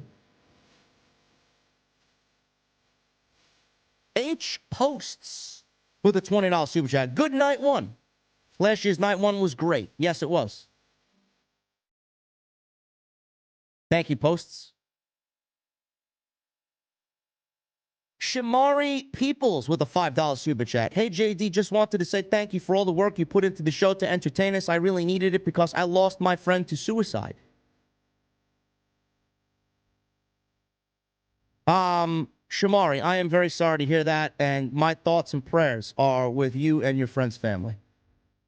Very sorry to hear that. Check X. I'm checking my bed in about 20 minutes. Who cares? Like, you guys make absolutely nothing. Something out of nothing, really.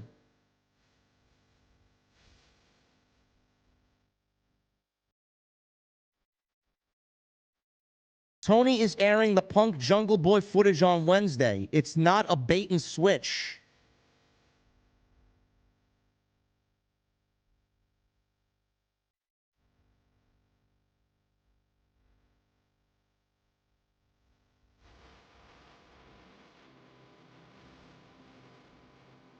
Are they really?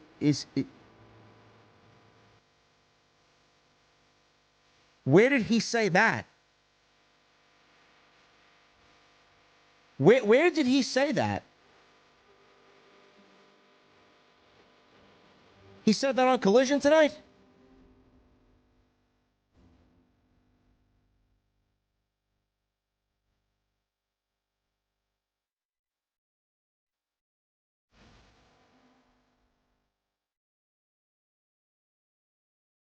That is, I don't, at this hour, I really don't even know what to say.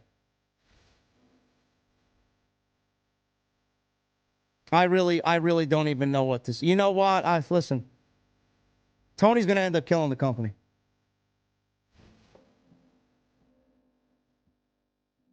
Check Sap.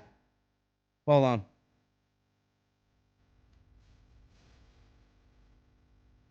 That's ridiculous.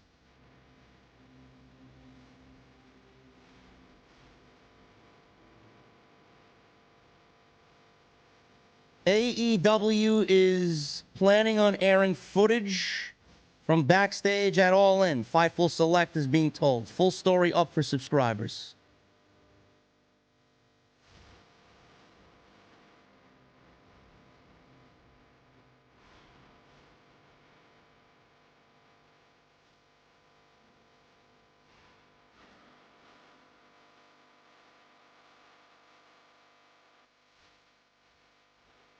That's insane. Let's see if I can find. I'm sorry. I halted the super chats, guys. Hold on.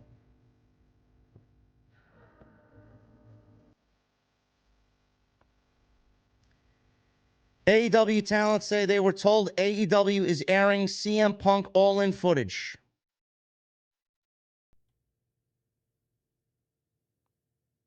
AEW is heavily implying they're showing the Brawl-In footage from All-In 2023. During Collision Saturday, graphic ran saying the Young Bucks will present backstage footage from AEW All-In and will discuss for the first time. Many took this as being some sort of troll or bait, but everyone around the situation we've spoken to at least claims that it's genuine, and the footage from the CM Punk Jack Perry altercation is expected to air. Specifically, it was reiterated to us by numerous people in AEW that the company isn't going to falsely promote something, much less like that. It's worth noting that the Young Bucks are involved in a tag team tournament that FTR are still active in. the latter of which are publicly close with CM Punk. When we asked the talent and staff on the roster how they thought that would work out, one veteran said, "I'd be surprised if FTR weren't given a heads up. I can't say for certain that they were, but if I know Tony the way I think I do, they would have at least been given a fair warning it was coming because he respects them a lot." Those in AEW we've spoken to say that they are of the belief that the video was enough for the company to make a clean split without much of an issue or a legal battle. The footage hasn't been made available internally to anyone we've spoken to.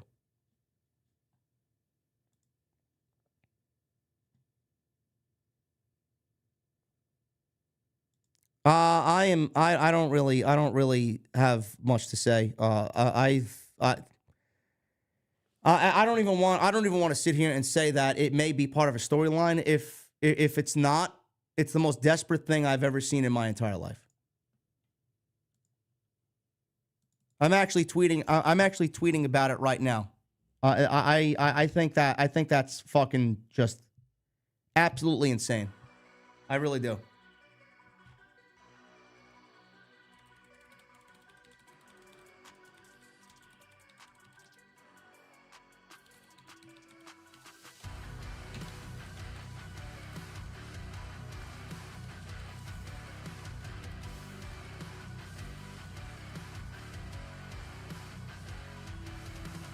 It's honestly the most pathetic thing I've ever had to sit here and talk about as a content creator.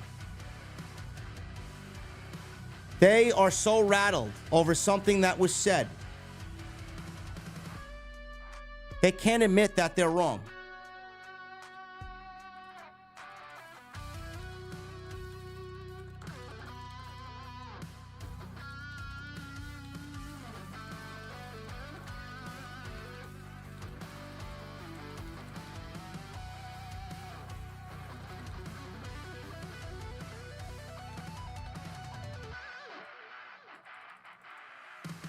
I don't know, man.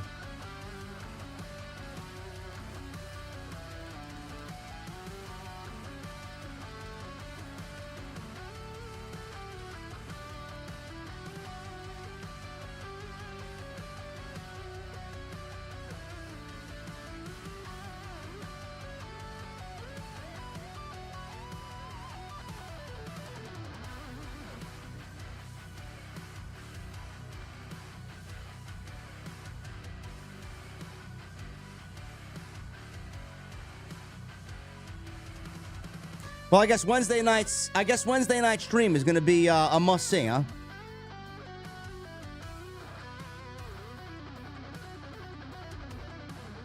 I'm curious because I wasn't looking at the chat, so you guys are going to have to catch me up on what you said. How many of you in the chat think that this may be the one thing that kills the company?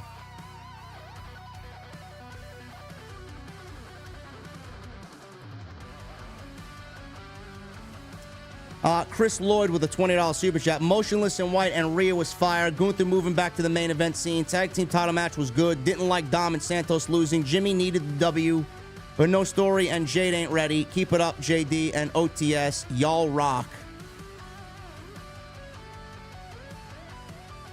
Thank you, Chris. I appreciate you, brother. Phantom, thank you for all of your generosity, brother. I so appreciate what you've done tonight, man. Prodigy Freebro with 32 months. Roman got all mad at Chris Van Vliet at the press, then said, can we ask intelligent questions? Somebody booed him, so he told her to leave. What did Van Vliet ask? Van Vliet only asks intelligent questions. Somebody booed him, and so he told her to leave.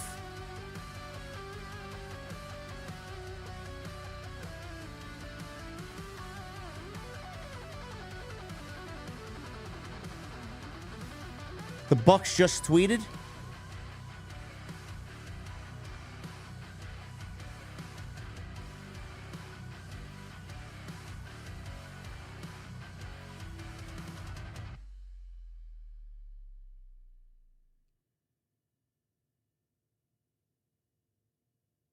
I'm not, I mean, I don't know. Did the Young Bucks really tweet? I don't know. I don't know why. Why am I bothering with this? Roll the tape.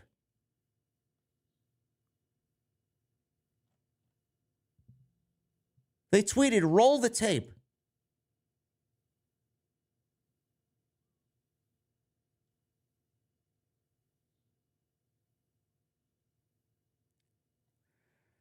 Oh, man. You know, obviously they're going to have their grifters fucking sucking their cock all week. That's fantastic stuff, man. Great. It's amazing. Prodigy, thank you, brother. Adam JD 519 with a $5 super chat. I'll give the show a 7. Crowd lining and energy was not great. Middle of the show was crap. But what hit was great. Thanks for your hard work, JD. OTS for life. Thank you, brother.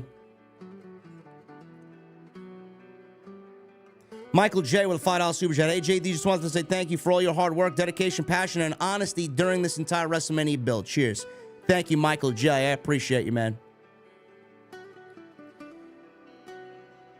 Bilbo Swaggins with a $5 super chat. Been out of the loop for years. A couple of friends and I started watching when The Rock came back. Question, why the 2-night format for Mania? Bilbo, if you could fit 68,000 times 2 over 2 nights and build 2 nights of major matches. How much money WWE's making off this fucking show this week here? With everything else that's going on? Hush with the $2 super chat. WrestleMania 27, 32, 35, 36. We've sat through some garbage. Yes, we have.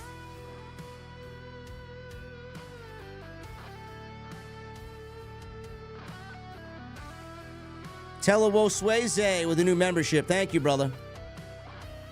Ferrari Frank 82 with a 1999. Thank you, Frank, with the $20 super chat.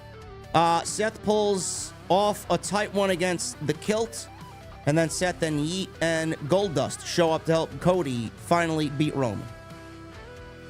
Dustin Runnels is not showing up on WWE TV. I'm going with Stone Cold and John Cena coming out to help Cody Rhodes. Phantom, again, brother, thank you so much for the 100 bomb. El Mase with a $10 super chat. If Vince had booked this WrestleMania, what do you think he would have made the main event? You know what, El Mase? I wish I could give you an answer to that. I genuinely don't know. Roman versus Brock, again. Hollywood Eric with a $10 super chat. Erased my anniversary chat by accident, celebrating my 1-year anniversary as an OTS VIP. With you, my brother, JD. Thanks for being my outlet for the past year. Having a Jack and Coke and gin and tonic. Sounds like a good time. Hollywood Eric. I'll be having some gin and tonic tomorrow. The Bastard with 12 months. I give WrestleMania tonight 6 out of 10. 3 good matches. And who knew that the Jimmy and Jay match would be a bathroom break? That's exactly what it is. Play Soldier. Thank you for the super chat, Play. I just want to point out again how poor the adversity for Cody was last year compared to this. I was not on board last year, but now I am. Also, shout out to Seth as well. He simply never disappoints. Now, Seth is great. Seth is great. He's done a great job with that World Championship. The gimmick is a little cringy, but he's a great fucking wrestler. H Posts with a 5. Rhea Ripley should only lose to Sasha Banks, and she's not back in WWE for years. Give Rhea a Roman-like title reign. No reason for her to lose. I see Roman and what he's done not being duplicated. I think Rhea should hold the title for at least the rest of this year. Harry's YouTube, Phantom, and David Thiering, thank you guys for the generosity. Really appreciate you. The Arrow Stream with a $5 super chat. FYI, in France and Belgium, a variation is sold as the McFish. So JD once again is right. The French McFish is sold with ketchup. Arrowstream, I appreciate you giving me the knowledge that I did not have previously, so he will be continued as J.D. McFish. Willie Teague with the $3 super chat. I respect Denise, but you better. I know. Denise ain't pulling our numbers. She can interview fucking every wrestler under the fucking sun. She ain't pulling our numbers. Denise could never pull our numbers. Ever. The reason they don't want me over on Fightful or anything to do with Fightful is because of the numbers I pull for them. Honestly, I pull more numbers than them. They want me over there.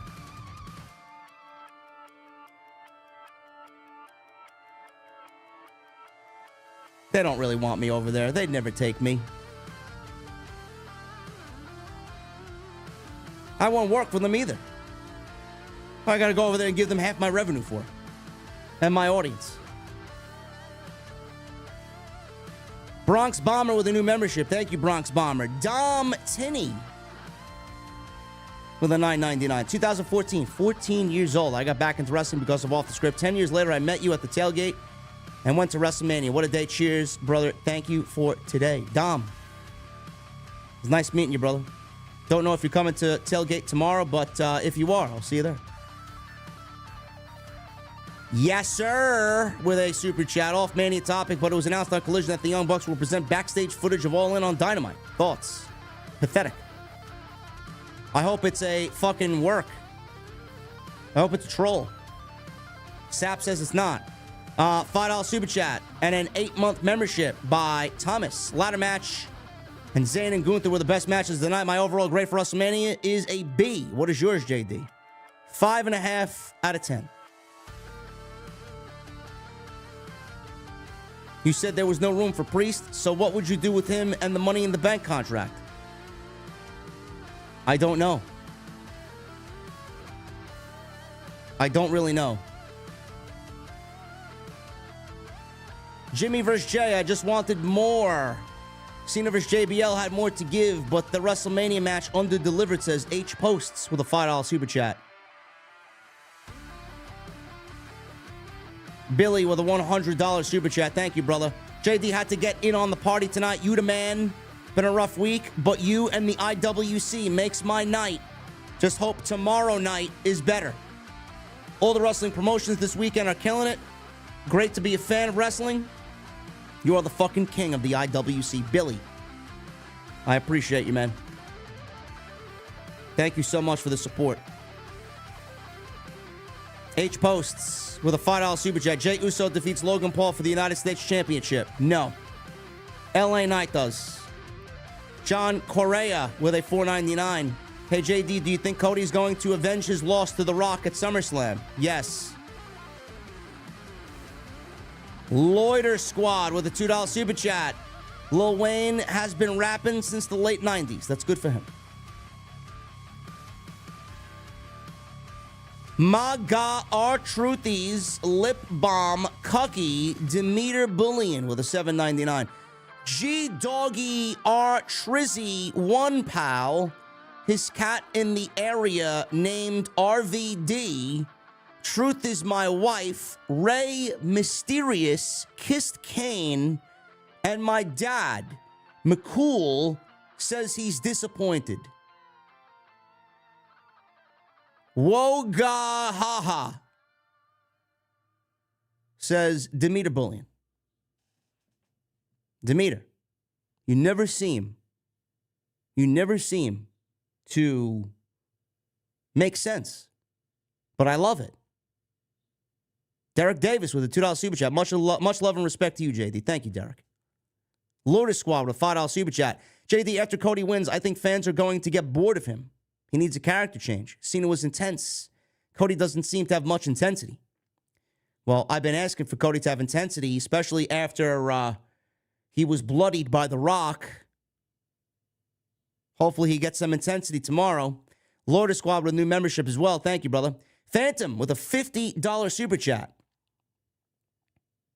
Main event was predictable, but very fun to watch. My match of the night, Roman spearing Rock, was my moment of the night. Enjoyed seeing Seth getting his ass whooped. Rock abusing his power was comical. Cheers. YouTube says I spent too much. Listen, brother, you and what you've done has been fantastic. I appreciate you very much for even being here. Lewis with the $9.99. JD had the gentleman's jack at the lounge for you. Let me know what lot you're going to be at for the tailgate so I can give you this bottle and some cigars. I would love to meet you. Lewis, there was just no time to get everything in, brother. I think we're in lot M, if I'm not mistaken. Or lot N. We're in the back. We're facing the front of Lincoln Financial Field. You'll see it. Loud music. You'll see it. Lisa with a $5 super chat.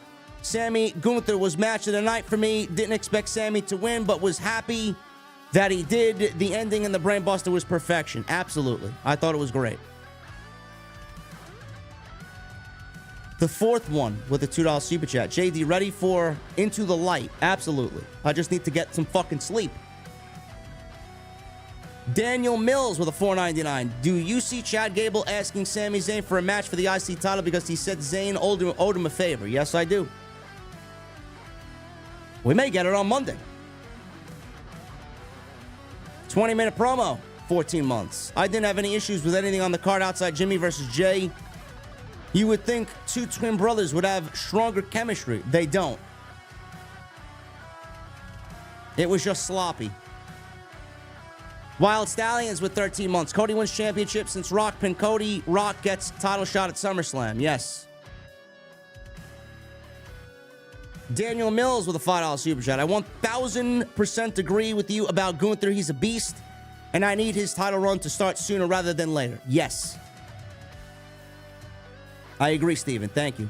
Scripps Wrestling Federation, $5 super chat. JD, just wondering if you were able to eat a real Philly cheesesteak while you were there. No. I did not. We went to a place today. I forgot the name of it. It was legitimately a 45-minute wait in line and then another 45 minutes just to get the fucking cheesesteak. Drew wanted one. He ordered one. We waited inside a Mexican restaurant, had some chips and salsa and some beer. I had a latte because I need my coffee, and then it was just, I mean, I'd never seen such a wait for food before.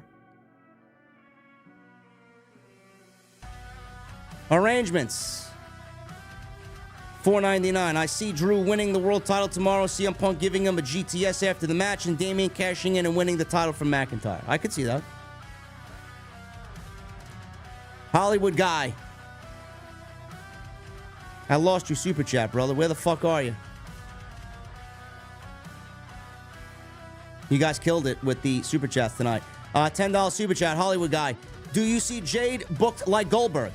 She has a few moves here and there, and then her finish. I hope they don't book her undefeated again, killing the women's division. I'm assuming we're going to get something similar to that. She's going to be in a tag team, so she's going to be protected in a tag team. Robert Jimenez with a $2 super chat. Enjoy an old fashioned after the great stream. Thank you, Robert. Crazy Hunter with a $1 super chat. Thank you. Demeter, thank you for the $149. Jake Shepsky, AEW airing Punk footage. Sap just confirmed it. Bucks are going to show footage of All In on Wednesday, says Awesomeville. $5 super chat. How bad is CM Punk in the head of AEW? If AEW really does do this, then I will never look at AEW the same. I have no side in this at all. Will Chisholm. Joseph Taylor with the $4.99. Them young Buck boys need to get out of their feelings, JD. Yes. Will Chisholm with a 5. I could see why Rossi didn't want Julia to go to AEW if they're acting like this. And how Tony Khan is acting. Tony Khan's going to kill AEW. Daniel Mills with a $9.99. Thank you, JD. All that you do. Thank you, Daniel. Awesomeville with a 199. Reaction to Julia and Ogawa at Stand and Deliver. Not surprised. Stinky Toffee with a 499. Can't wait to see how much Tony's life was in danger now. Embarrassing. Eddie D with a 499. Still driving home to New York, enjoying the show just to hear the BS AEW is doing. By the way, nice to meet you at the tailgate. Eddie D. I don't believe you're going back home to only come back, brother. Ridiculous. John Cena's bald spot with a $5 super chat. So they're airing Punk footage, which will pop their biggest ratings since Punk has been there, all while he works for WWE, makes AEW look like a joke. I agree. Scott Tucky with a 199. I think Khan just wants to stay relevant. So sad. He wanted to steal some of the thunder away from WWE this weekend, and that's the best he came up with, but it's going to blow up in his face. If it's a real deal, if it's a real thing and it's not a troll, it may be what drives most people away. Sam Shelley with a $5 super chat. I've been watching your show since 2016. Keep up the great work. Cheers. Thank you, Sam.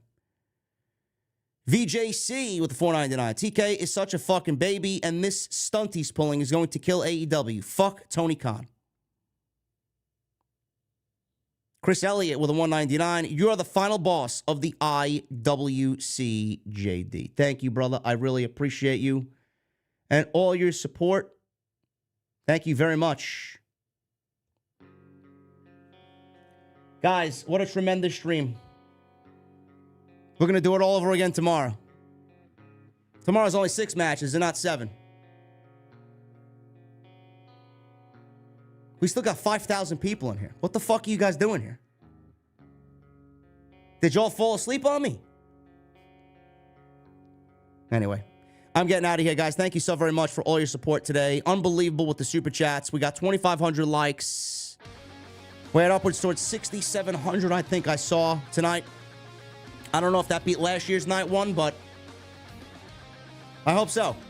I know we were number 1 in the community, though. I'll tell you that.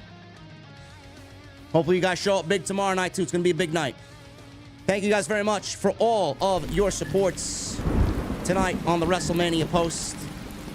We'll be right back tomorrow, same time, same channel, with the WrestleMania Night 2 review. Thank you so much. Follow me on social media at JD from NY206, Twitter, Instagram, TikTok, and Cameo.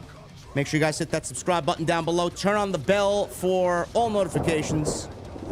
Go check out all the content on the channel. And hopefully I'll see you guys at the tailgate tomorrow. Drew and I will have a live microphone, and most of what I said today will probably be reiterated tomorrow night or tomorrow afternoon. But until then, guys, get some sleep. I know I will try to. I'll see you outside Lincoln Financial at 11:30 if you guys want to show up at the Victory Brewing Company bar at Xfinity Live tomorrow. I'll be over there. All I can say is thank you guys, man. Gonna leave you with my brother's new track called Question Everything. My brother Frank, one of the most talented musicians that I personally know. Kind of fitting to end with his new music at the end of Night 1 WrestleMania stream. I'll see you guys tomorrow right back here for Night 2. Things are getting worse. They often take me to business out of selling the soul.